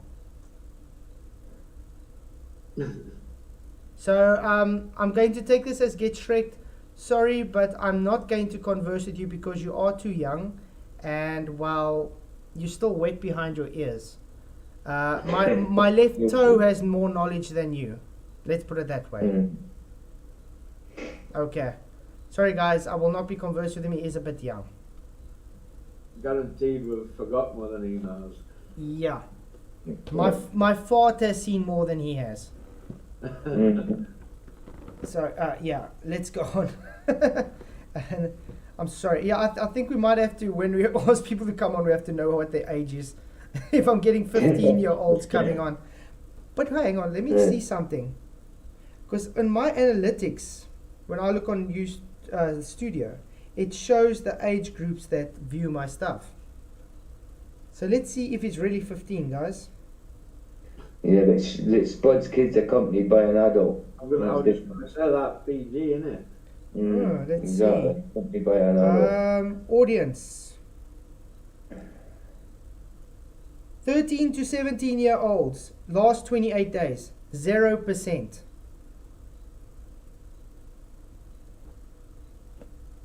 There we go, 0%. 18 to 24-year-olds, 0.9%. So the youngest I'm getting so far is 18-year-olds, and he says he's 15. 25 to 34 years is 2.6%. 35 to 44 years, 38.9%. 45 to 54 years, 28.6%. 55 to 64 years, 27%. And 65 plus years, 2%. So Gandalf is even here, guys. Sorry, so that shows you are lying, actually, Get Shreked. So Get Shreked if you're 15, so YouTube must be lying. Or you lied on your account when you put your age in. Because you've definitely been watching my content in the last 28 days. And the algorithm will pick it up. Do you have an answer for that? So Tony's right. I've seen this crap before in Alan Arwin's. In fact, it's probably the same kid. Yeah, exactly, Tony. I don't believe he's 15 because the analytics, I rather trust the analytics of YouTube that says I don't have anybody on that age watching my stuff than the guy making excuses not to come and chat. So he's definitely a goat. Joined in 2019 anyway. And yes, because no people younger than 13 have ever lied about their age to get into YouTube. That's not the point. There weren't no YouTube when I was 13. No, when I was 13, that's for sure. It was internet when I was 13. Yeah. Let me put it this way. If you're really 15, get Shrek. I'm going to be a, say this out of love. I suggest you rather get off of the platform like this and concentrate on your studies. Okay? Because you still got a lot to learn. So instead of coming and telling me I'm wrong, and you probably still learning what 1 + 1 is, it doesn't help telling me what's right and what's wrong, okay? Because I'm more than double your age then. Okay. Anyway. I don't, is it 13? He's supposed to be, no, he said 15. Now, now something about 13, I don't know. I just think the guy's lying. That's all I think.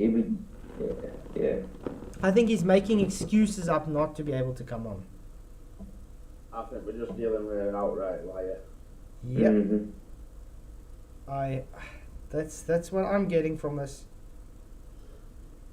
Okay, let's see. So, okay, back to the video. No, mate, no worries, Lumpy. Sorry, I haven't sent you the link yet. Maybe Michael or CJ, would you guys send it to Lumpy maybe? The Matrix. I know you can't, Michael. I open Discord and all. Yeah, I know you can't do anything. But CJ, would you be able to send it to Lumpy? What the link for Element? on, yeah, Element. To send what? Send it. But on Lumpy, Element. but Lumpy's already in Element. Yeah, he is. Yeah. So Lumpy, wouldn't you be able to get the link can't there? Get on it, that's why he's wanting link. Oh, would you send it to me give again? Yeah, would you be able to send it to Lumpy again? I'll try. I'll give it a try. Yeah. Awesome, thanks. Sorry, I would, but yeah, it's a bit difficult on the live Do you show. even know how to get link, PJ? No, but I'll give it a go. Okay, I just don't want to get the link and show everybody the link, and then we get some odd people coming on. I'll post it, and you can copy it if you want. Yeah, because I'm just scared I put it on and people get the link, and then we get trolls all over Element. PJ, just copy this. Thanks. Yeah. Get Shrek. I have A's on all my science tests. I am doing as well as I possibly do at this point. I'm not going to let some old dude, tell me what I need to do after I debunked him using the shape of the moon. The mere fact you just wrote that, dude. Now I believe your age. You didn't debunk anything. The shape of the moon. Well, you're doing well, getting all A's, listening to old people tell you at school. Yeah. Where am I putting this link onto? Am I putting it into the Discord? YouTube? Send it to him on Discord and private chat. Private chat on Discord. Yeah. Okay. Or you can email it to him. But get Shrek. The shape of the moon was not debunked anything. We literally got rid of that. Hey, Mr. Schooler, good to see you. Thank you for coming. We literally got rid of that argument like straight away when you started it, and then you left it. And by the way, I doubt you even know what science is, because you do know the schools teach pseudoscience, not science. If you would be so kind as to maybe, just out of curiosity, would you know what the three constituent parts of a hypothesis is? Just out of curiosity, because I want to see if they actually teach this in schools. Did they teach you that in schools, guys, in science class? Because I can't actually remember them teaching me the three constituent parts of a scientific hypothesis. It was such a long time ago. I do know we spoke a lot about rats and germs. Your videos. Live. Okay, let's carry on with the video anyway.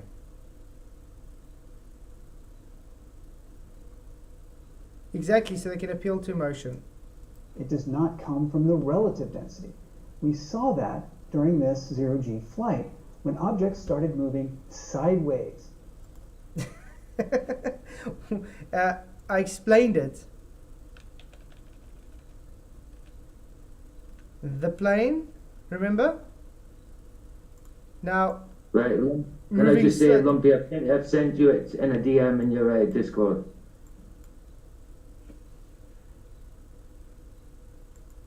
Did you get that? Yeah, I think he got it. Cool.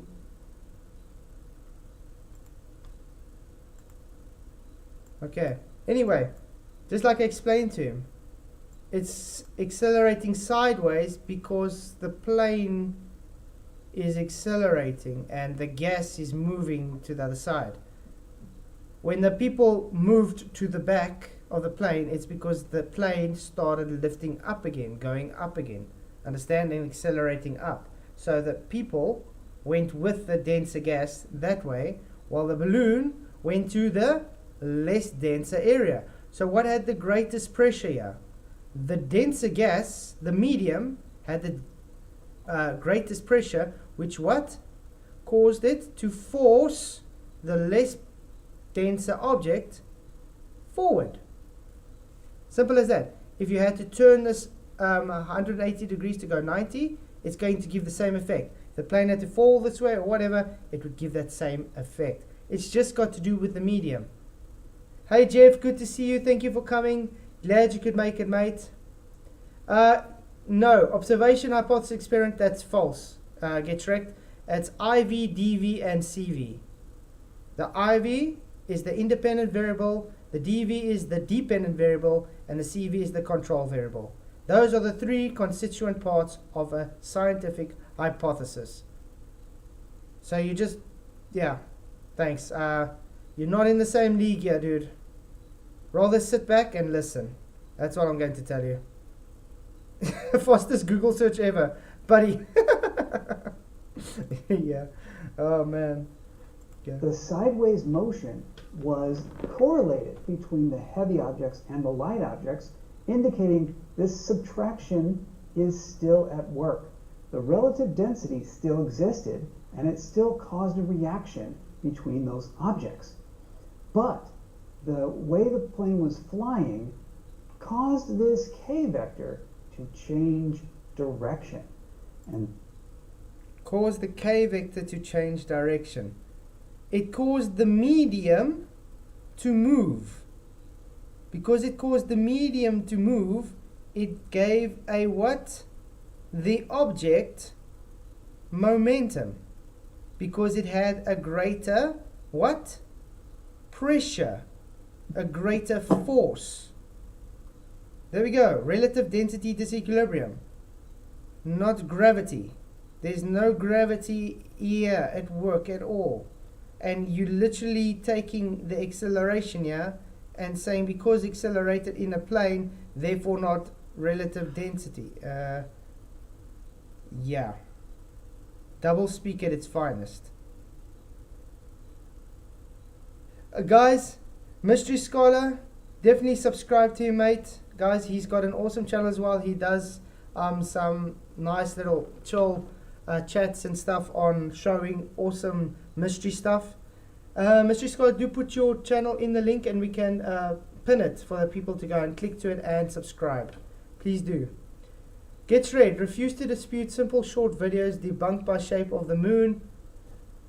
No, Gets Wrecked. Again, if you don't believe me, look here. My channel, live.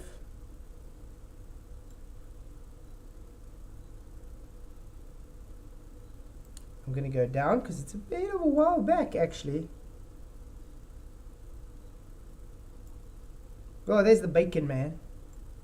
There we go. There it is. 1, 2, and 3 done live. Get Shreked. Go and watch them. He must have just learnt a new word, foreskin, because he thinks it's funny. So it's time out while he thinks about it. Yeah, exactly. Go, pal, then. It maybe is only for 15 then. He's starting to really Do you know, win me over when to I was race 15. 15, if I'd have gone and called a load of older men a foreskin, I'd have got slapped. Oh, I definitely. Me too, without a doubt. Without a doubt. Yeah. Okay. Yeah. Okay, let's But carry you on. can hide you can hide behind a keyboard nowadays. You know what I mean? Did Mr. Scholar put in the link yet? No, don't think so. It streamed yesterday, I think, or the day before. It was yeah, I think it was yesterday while I was live though. I missed it. Like. Yeah, I think it was while I was live. That is how we know for certain that density itself is not a vector. You see what I'm saying? He literally says density is the cause for the direction and then say this is how we know density itself is not a vector. Then how the hell did it get to go forward or back or up and down? What do you think a vector is? The pressure, aka the larger pressure is the larger force, causes the vector. There we go. It's a force, there's a vector. This equation just validated that. So you can use this equation as much as you want now, and you've just proven relative density disequilibrium with an equation. Well done, mate. Well done. Density does not have a direction to it.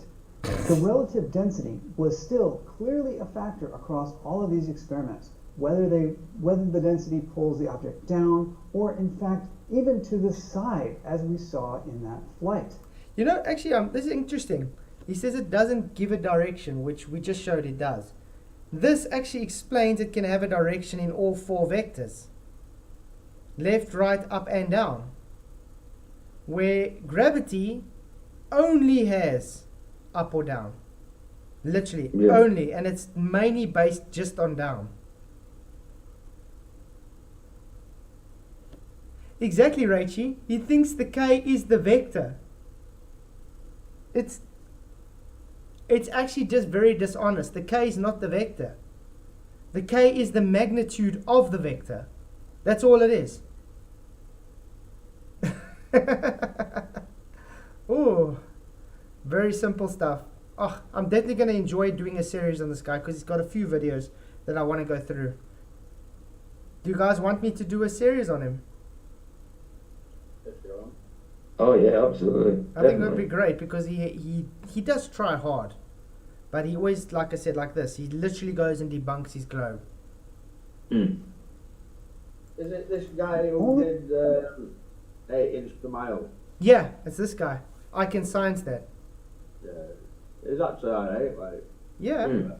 He has to shove his religion in there some way or another, doesn't he? That's all. Yeah, but that's what I think. I mean, even like 18 per mile squared. He goes and he proves that it does hold true in the argument.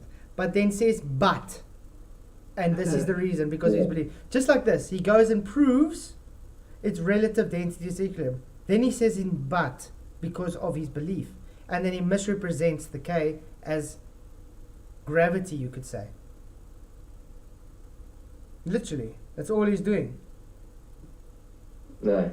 So he's making he's showing it to be true, and then he goes against it by just throwing everything he just showed away out of the bin and ignoring it and making a claim. Except acceleration in a frame that causes it in another scenario. So what does the normal everyday scenario acceleration of the frame needed? There's no acceleration needed in everyday frame, Raichi. The acceleration is caused by pressure in the medium to object. That's what causes the acceleration. Pressure is the acceleration actually. That K is the magnitude of the acceleration. So like when you're in a plane, it's just moving around the medium. Because remember, it's relative to the medium. So when it moves the medium around, it's just moving the vector change. That's all. It's just changing the vector to the horizontal or whatever. Still doesn't change the fact that the denser object will not move to the densest part. Eduardo, he has a series of short videos showing how Bev's realizing Euclid is malinformed. Euclid is malinformed? Really? That should be interesting.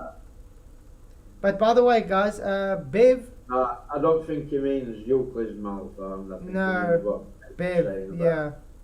yeah. Eduardo, you do know Bev is not a flat earther, right? So it's really got nothing to do with us. Okay. Anyway, let's go on. The way to make that happen is if there was an external influence that carried with it the direction. I said I was going to focus on empirical science that we Yeah, he's doing exactly like I just showed you on Paint, guys.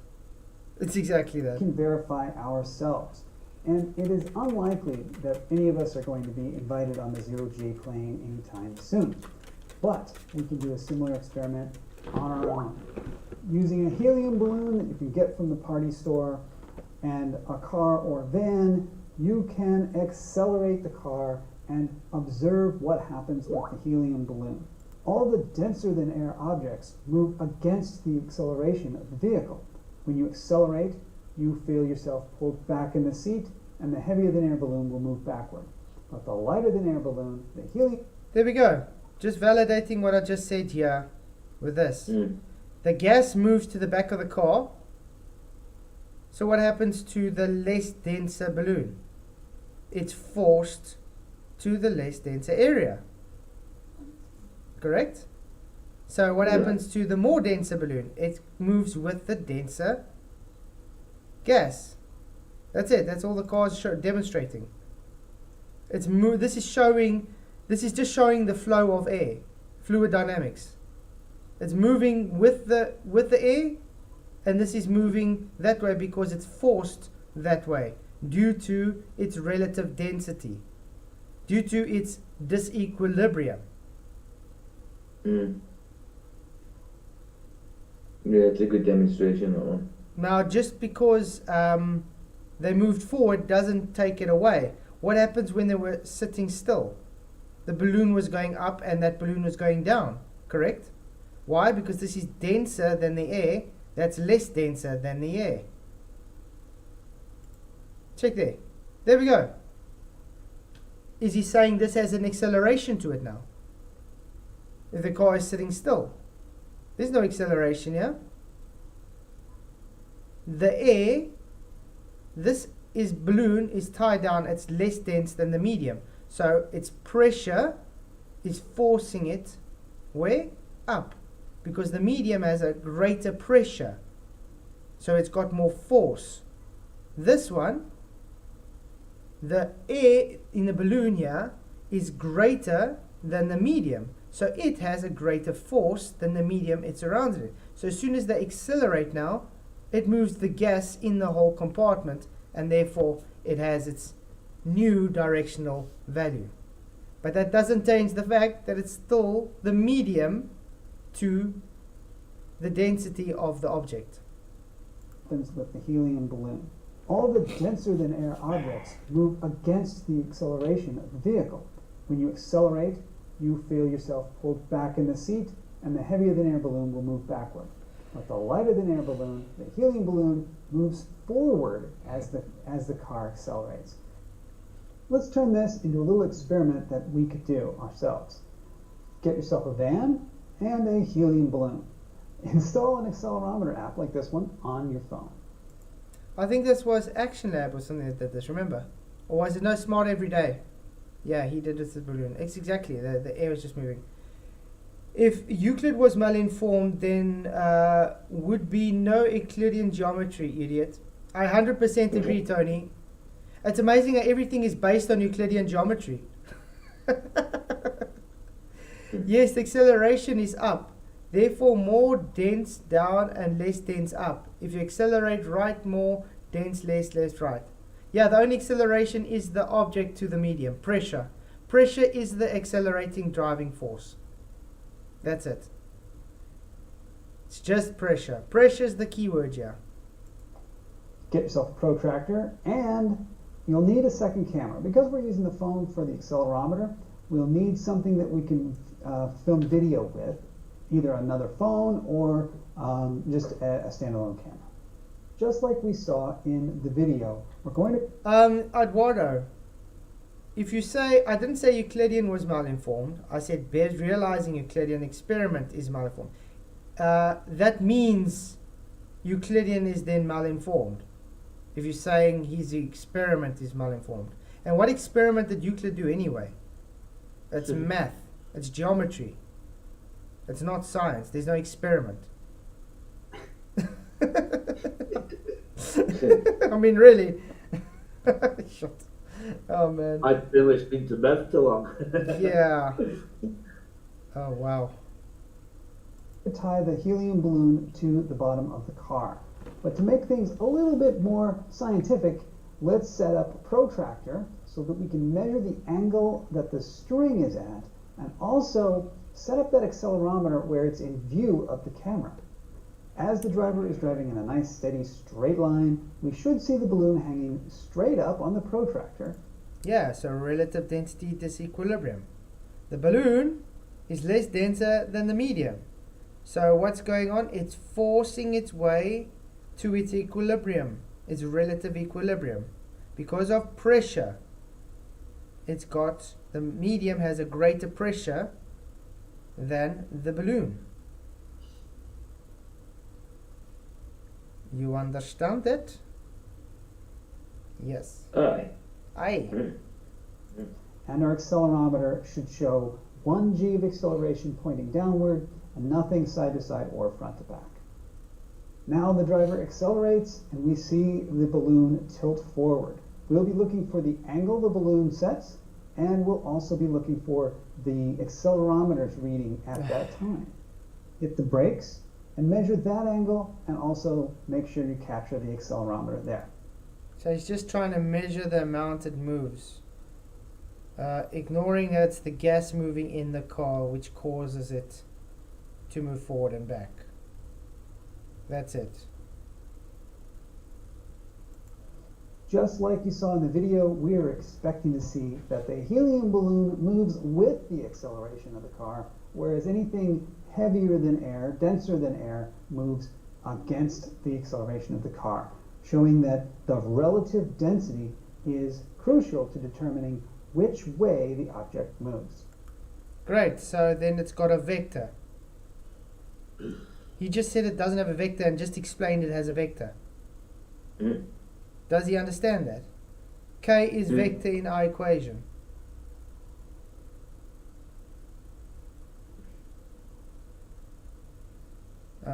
Okay, so then you just debunked your argument because you said there is no vector in the relative density. And you're saying now K is the vector. Does this guy know he's double speaking? Contradicting himself? Backtracking. Yeah. Our hypothesis is that Hypothesis. Okay, hypothesis. the k vector has been affected by the acceleration of the car. To show that, we're going to try to correlate the angle of the... Science is not correlation based. Already saying it's showing it's not scientific. Thank you very much.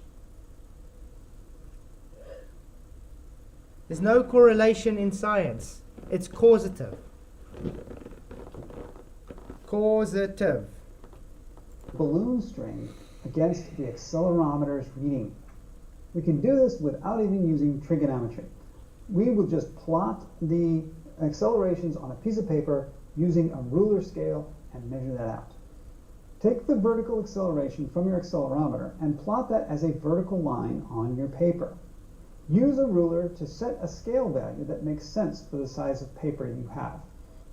We're expecting a vertical acceleration of about 1 g, so that will establish the scale of your diagram.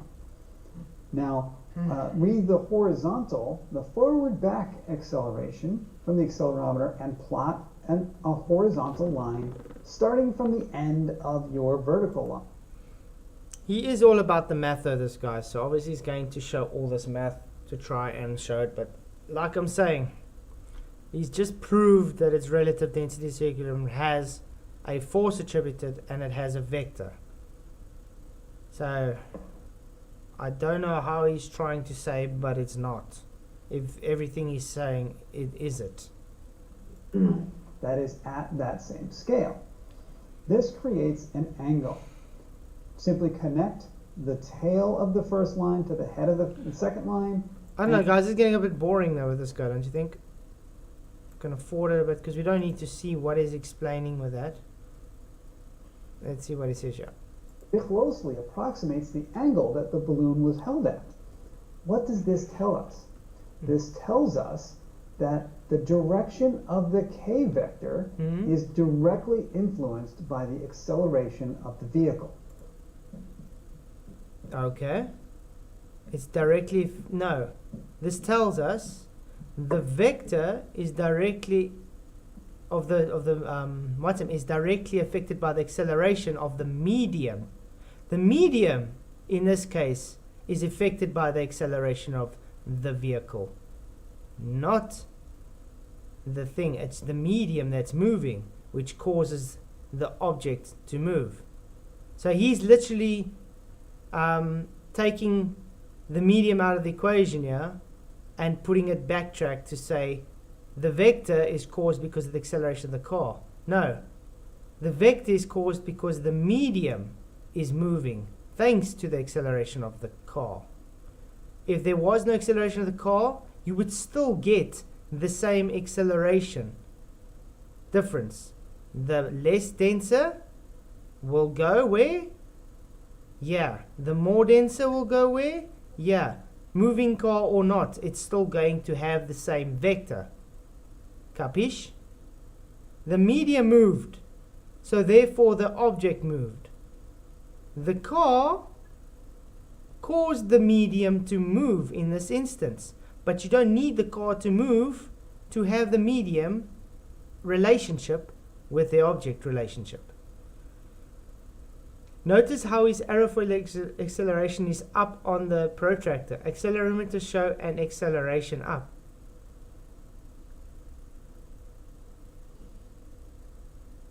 Okay. Yeah, but there's no acceleration up though, Rachie. We're on a stationary plane. There's no acceleration, whatever. The only acceleration we see is due to the pressure. The pressure change, object to medium.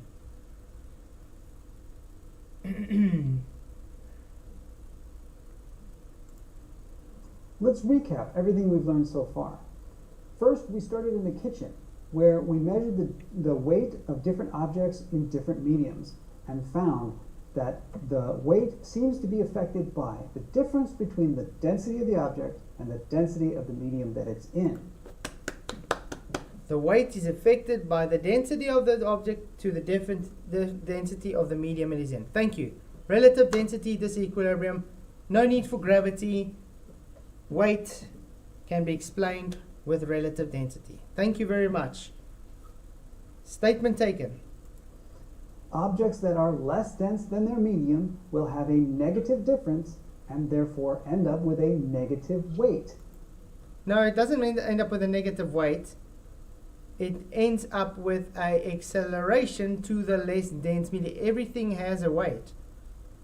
The only difference is when it has that negative weight, as you put it, because now it's actually equivocating acceleration to weight. Did you guys understand that? So he's actually got problems here because now he says acceleration is weight because he said this is the weight and now it's the acceleration. So when a car moves forward, he's saying the weight is in the horizontal. Weight's never in a horizontal. Weight is only, well, okay, based on his definition, it's the force on the scale. You can obviously hold the scale vertically so it can have that force pushed on there, which just actually validates that it's the pressure which is the force and not the acceleration. So he thinks the pressure is the acceleration. It's not due to the acceleration, mate. It's just due to the pressure. Also known as buoyancy. Today, we've extended that to realize that we can make objects move in other directions by accelerating the medium. And when we do that, the relative density difference is still a critical factor. This tells us that the effective weight of an object doesn't just point up and down. Yeah, which therefore shows gravity to be false. Rock on, mate. You don't get your whole thing you've shown here debunks gravity. You have anything to say on this, Michael, PJ? No, I'm easy, but I'm learning as I go along. I agree with absolutely everything. It's been good. You well presented it. Sounds good to me. It's actually very simple. I mean, every statement he's making literally debunks gravity. Mm. So, what he's showing here literally shows the globe doesn't exist. It doesn't have gravity. He literally shows physics doesn't need gravity. We can literally take their so-called constant and change it to this k. Mm. That's it. So you can take the constant, throw it away, and just put this whole equation for their constant, and you would have it working. Mm. I Dustin did Bones. think the car demonstration was quite a good demonstration. The one in the Yeah, kind of exactly. the balloons, quite a Mhm. good demonstration. That. Dustin Bones 2, might I kindly ask about your documents support your view? What do you mean documents that support my view? The guide just literally showed demonstration and equation. That's supporting a view. You're not peer reviewed, Flats, are you? No. No, I'm definitely not peering a view because it's not science. It's, how can I put it? It's natural law. It's how things work. Relative density disequilibrium can be scientifically validated, but it's not science. If you want the validation, go watch Anthony Riley's egg experiment. There we go. And yeah, you can use... It's called having a free thinking mind and looking into things. Mm-hmm. You know. Well, that's it. That's it. Don't just take everybody's word for it, you know. Exactly. Yeah. The thing is, Dustin Bones, you can't read on RDD. Everything is gravity because that's the narrative of today. But this video shown today shows that it's not gravity at play. It's literally relative density disequilibrium. And you guys take it and call it gravity. That's it. Cool. So every time you see the G constant, you can just say, oh, relative density disequilibrium. Because pressure is what gives it what? Vector. Not gravity, pressure. An actual force. The pressure is the force exerted on what? The surface area. And there's always pressure anywhere in life. Doesn't matter where you go, there's pressure. Pressure is the force. If we're in an accelerated medium, a buoyant object will move with the acceleration, while a heavy object will move against the acceleration. And we showed why. So if you don't have an accelerated reference frame, do you still get the same thing? Yes, you do. Why? Because it's not the acceleration of the system that's causing it. It's the pressure between the object to the medium. In your car experiment, a demonstration, the medium has shifted, and that is what caused it to change directional vector. Because it's fluid dynamics, sir. You literally went and you created a, how can I put it? You man-made created a situation to change the vector. Therefore, you manipulated the IV and literally showed by manipulating the IV you get an acceleration. Oh shit. Relative density disequilibrium, once again, scientifically proven. So the egg experiment's not so dumb after all, is it? Certainly not. You know? So he didn't actually mean to prove it, but he literally just proved it. That's the usual way with them, though, isn't it? They do it by mistake. Oh wow! I think I'm gonna actually have to do a proper video on this. That'd Tells be us cool. that it is not inherently the density that contains the direction down. It is that external factor k that we measured from nature that contains the inherent down. Mr. Obvious, Isaac Newton, apple bumping him on the head. The thing is, the apple should have rolled off his head into a barrel of water, and then we would have went dunking for apples with our girlfriends. No room for gravity. Yeah, exactly. Oh man. I still don't think any apple fell.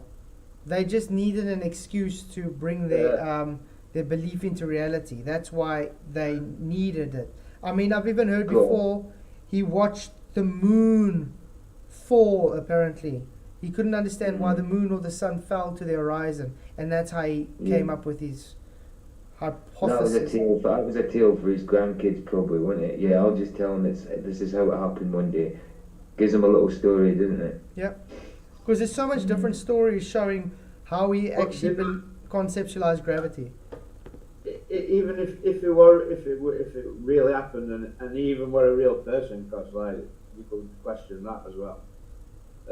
Why do they always wait till these people are dead before to bring out the material? Because these people didn't subscribe to what they were saying. Even Isaac Newton says he will not ascribe to such a nonsensical thing. So C.V. Boyes, after he died, took the papers and then ascribed it to him, even though he didn't want to be ascribed to it. See what I mean? That's Because he terrible, saw isn't it absurd. He saw it as absurd and insane. And yet, yeah. And then you get people like Aristophanes and stuff that have no documentation to show they've existed. Somehow measured the radius, but they didn't measure it, they calculated it. And not having documentation the person even existed. That's why I asked Effie Pilot last night with Al-Biruni. There was no such thing as knowing about refraction. He used a trigonomic function, can only be done on a flat earth, and then said it's curved. Yeah.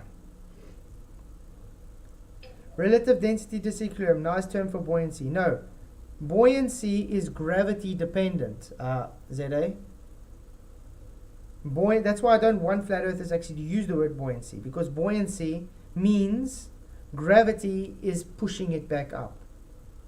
Because it's pushing the air around it down, which forces it up. That's what buoyancy means. That's not relative density disequilibrium. Relative density disequilibrium has got to do with the greater pressures. The one that's got the greatest pressure, aka the denser, and the one that's less, that gives its vector. There we go. It's always medium dependent. That's why if you even take your gravity and you put it in a bell jar and you remove it to make it a vacuum, that's how you get your 9.8 meters per second, because you removed the medium. Simple as that. No gravity, you removed the medium. Brandon, the problem is that flat earthers refuse to take the time to understand the science which they repeatedly claim is wrong. Everyone agrees that uninformed opinions are worthless. What science, Brandon? Will you please bring me one scientific hypothesis and experiment showing your globe to be true, please? Bring it to me. Bring it. I challenge you. I've been challenging everybody for years on this. I have yet to find one scientific hypothesis for your globe yet. By diving or climbing in an aircraft, we can raise or lower the value of K. And by accelerating forward and back in a car, we can change the direction of K. So what does this mean for relative density? This means clearly that the relative density as a subtraction is a critical factor in determining the weight of an object as well as how it reacts to accelerations. But the direction that we get for the weight of an object is clearly independent of the relative density and must come. He just contradicted himself once again. Listen to what he says, guys. And I can't even put captions on here. So what does this mean for relative density? This means clearly that the relative density as a subtraction is a critical factor in determining the weight of an object as well as how it reacts to acceleration. So it is the reason for the acceleration and the weight of an object. Okay? Yeah? But the direction that we get for the weight of an object. You just said the direction. Now you're saying but the direction. After you just said it determines the direction and determines the weight. Object is clearly independent of the. How is it independent? You just explained why it happens and then you say it's independent. So he literally contradicts his own words in the same sentence. This is what the problem with the Globers are. They know what they are saying is bullshit. You know, if they're validating against the globe, they're busy thinking in their mind, how are they going to go and change it because they know they're validating it. So he's just validated relative density is equilibrium and debunked gravity. So he has to put in a but there and literally contradict what he said 2 seconds ago. Relative density and must come from some external factor from nature. What external factor from nature? You see what I'm saying? So he's just put in there, it must come from an external factor of gravity. And what's he going to say? It's gravity. Correct? He's going to say it must come from an external factor in nature. Is clearly independent of the relative density and must come from some external factor from nature. If you're still with me after all this, we now need to investigate deeper the source of this k-vector. And the source of the k-vector. The k-vector is the magnitude of the pressure. That's it. It's just the magnitude. You literally put it in the beginning, you showed that. So there's nothing to go further. You literally just shown it's the magnitude. Yeah. So when you accelerated the medium, you manipulated the medium, you know? So that's why it changed the vector to the side. It still has the same relationship vector, you know, less dense and more dense. It stays the same no matter the orientation. But you just literally manipulated the medium's movement, fluid dynamics. in its direction. We found that the k-vector can be influenced by accelerations, but what? Yeah, the k-vector can be influenced by accelerations. Great. The magnitude can be influenced by acceleration. How is your gravity influenced again? Tell me how you manipulated your gravity. Oh wait, you can't, because gravity is a mathematical construct in the fourth dimension. About when we're standing still. When we're standing still, we got a direction of straight down, and we have now shown that that down must be part of the k-vector.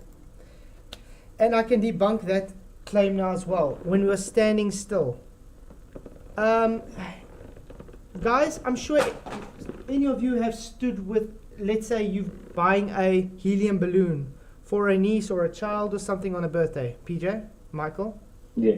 Now, when you go outside and there's wind, does the change the direction the balloon is floating, going? Is it Does like... it change it? It still goes up. Change, but but it changes the direction. It goes left it'll or right. definitely change it. Goes left or Yeah. right. And were you moving? Yeah. Were you moving when that happened? Relies on wind, doesn't it? Yeah. Did you move when that happened, or did you stand still? I was still. Okay, thank you. So it's not the acceleration that moves it. The K just, the the air around it caused the movement in the horizontal. The same effect you just got in the moving car. Why? Fluid dynamics. The air moved. Yeah. Just debunked his whole argument. Thank you very much. I can science that. Obviously, you can't science that. The question is whether level is straight or curved. Yeah. Yeah, if you're a moron, you haven't answered that yet. Mr. Obvious says, put 30 weight oil in a barrel, drop a microphone in it, and you got yourself a submersible boat. Hydrometer. Exactly. So yeah, guys, it's as simple as that. You do not require an acceleration to give a vector. I mean, well, in his argument, you do not require the acceleration to give k the direction. The acceleration is due to the medium's force attributed to the object. That's it. That's what gives the vector. The medium is the arbiter of the direction of the object. If the medium is denser, therefore the less dense object would seek the less density, which is up. Because why? In life, all the gases are produced where? Ground level. It's denser. Now, the pressure is greater, so it forces it upwards. Now, when you stand outside and there's wind, that medium is moving around. So what happens? It's got more force, more pressure than the balloon, which has a less pressure, less density, so it pushes it sideways. Therefore, you do not need an accelerated reference to have it moving left or right, which he says is the only way you can have this. I would actually like to talk to this guy live. I think it'll be interesting. But yeah, that was good. I can't believe the time already, guys. 10 to 12. Well, yeah, 10 to 10, yeah, so yeah. Nearly 3 hours, good. Nearly another 4 hour 40. I was thinking we're only going to go to 11:30. But yeah, ended up going, I thought we were only going to go to 11, Sorry, Michael, because I know you wanted to end at 11. Oh, yeah, I forgot about that. Yeah. Oh, I meant 11 my time. Oh, 11 your time. Okay, yeah. Then you got time still. But there's a problem now, because I think QE's doing the treatment as well. Yeah, I also saw that now. But I'm going to bed. I got work in a few hours. I might have to skip the treatment. Yeah, I'll just download it like I usually do and watch the replay. I'll leave it while morning and watch it in the morning. I don't know. Yeah, that could be an idea. So when are you guys back to 1 hour behind me? It'll be March, won't it? And is it March for me? What? When are we back to 1 hour behind him? Yeah, last weekend in March, isn't it? Okay. Yeah, I thought March, yeah. Okay, yeah, I'll just set my clocks to travel slow in time, okay? Yeah, you gotta do that. You're always going to be ahead of us, though, aren't you? You're always going to be in the future. Yeah. I just want to say thank you guys for coming. I enjoyed it. I hope people learned a bit about the gas behaviors. And yes, relative density disequilibrium has everything to do with gas behavior as well. And why we have pressure gradients. If they paid attention, they would see why. Of course. Yeah. So thank you guys for coming. Thank you, Michael. Thank you, PJ. Really No enjoy problem. having you guys on always. And then thank you for everybody that sent super chats. Tony Whitcomb and Godzilla and stuff. Thank you for your membership giftings again. And then just thank you everybody that liked and shared the show. And everybody was just here that took part. So I really appreciate everything. You guys are awesome. So tomorrow night we'll do that other video, I think. We'll go Cool. through that video together. I think that's going to be a good one. But we'll start on it because it's going to be a lot. It will probably be a few, like a series, because it's quite a long video then. Which one's that? That- The Yamaha. Yeah, with Team Yamaha. Team Yamaha, Kawasaki. Suzuki. Yeah, I'm more of a Kawasaki guy. I love my Ninja. Yeah. So I just want to say thank you guys. I enjoyed the show. I hope you guys did as well. Thank you again Absolutely. for all your support. Always enjoy it. Another $10 super chat from Skeptic936. Thank you very, very much. No, thank you, Skeptic. You guys are awesome. Really, really, really appreciate you guys. I don't know what more I can say. I mean, there wouldn't be a show without you guys. So I just want to say thank you for everything you guys are doing. We've got up to 159 votes, guys. And the Globe Trolls have hit hard. Does pressure always require containment? No, 55%. Yes, 44%. This is when we go to Mr. Google and we go gas pressure definition. Don't Yeah. you think it's funny though how they go out the way for Paul even though it makes no difference whatsoever? Exactly. I know. Exactly. Exactly. Check it this. Gas pressure is the name given to the force exerted by gas particles colliding with the walls of their container. Pressure is the Containment. force exerted on an area. Gas pressure is the force exerted by gas on a specific area. The walls of their container. What is gas pressure and what causes it? Gas pressure is caused by the force exerted by gas molecules colliding with the surfaces of objects. Although the force of each collision is very small, any surface or applicable area experiences a large number of collisions in a short time, which can result in a higher pressure. So pressure gradients, like at the ground level, there's more surfaces to hit, aka higher pressure. There we go. Chemistry for majors. What is gas pressure? Example. Cars have tires. These tires have an air pressure inflatable beds. Can be given an example of their well as balloons. Yeah. Okay, what affects gas pressure? Increased number of gas molecules while container volume stays constant increases pressure. So in other words, you have a container, okay, and you put more gas into it, the pressure goes up. The volume increases gas pressure, and increase in temperature of gas in a rigid container increases the pressure. What is the thing? Gas pressure always requires containment. Eduardo says pressure requires containment, but not necessarily a container.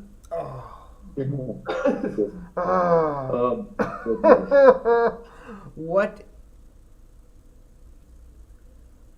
Just when you think something can't any sillier than what you've already heard, you get a few. I got to take this for Dofty of the Year, one of them. Okay, I've just copied it. Where's my paint? Yeah, guys. Yeah, that's got to be a nomination at least. Definitely. Guys. I was thinking we can do the last Friday of every month. We can do a vote for the top 10 dumb comments of the month. How's that sound, guys? Sounds great. And this one's got to have a nomination. You know what I mean? Yeah. It's got to. And That just one, Tom from America. Eduardo, yeah. Eduardo, Tom from America. He pulled the beauty out last week, didn't It's probably him. Yeah, but Eduardo's already got like 6 soccer accounts he? created after him. Probably the same idiot then. So yeah, I'll keep asking if magnets can move objects and not one of your flatties will answer. No, the magnetic forces move the object, not the magnet. The magnet has forces to it. Does this guy know? Don't know how about magnetics, I'm afraid.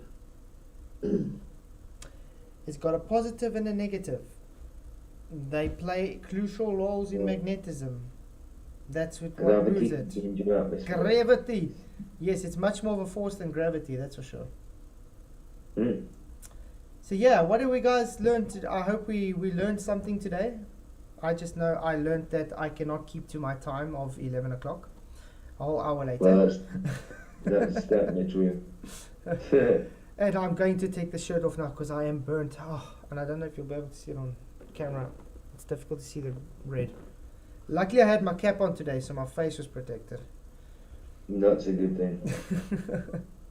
Yeah. So I just want to say thank you guys again, all the super chats, all the memberships, all the Patreon members, all the people that are just taking part everywhere. Thank you guys. I really appreciate it.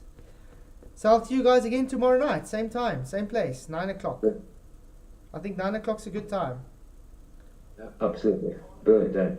It's better for me because if you go at 7, I struggle making the team time. Yeah, I only go at 7 if it's really, I don't have another choice. Then I only go at 7. Because then it's like, my wife has to struggle to put the children to bed and everything. So to me, the perfect time is actually 9 o'clock because 8 o'clock I get them to bed, I get them, all settled in and stuff, and then I come. Cool.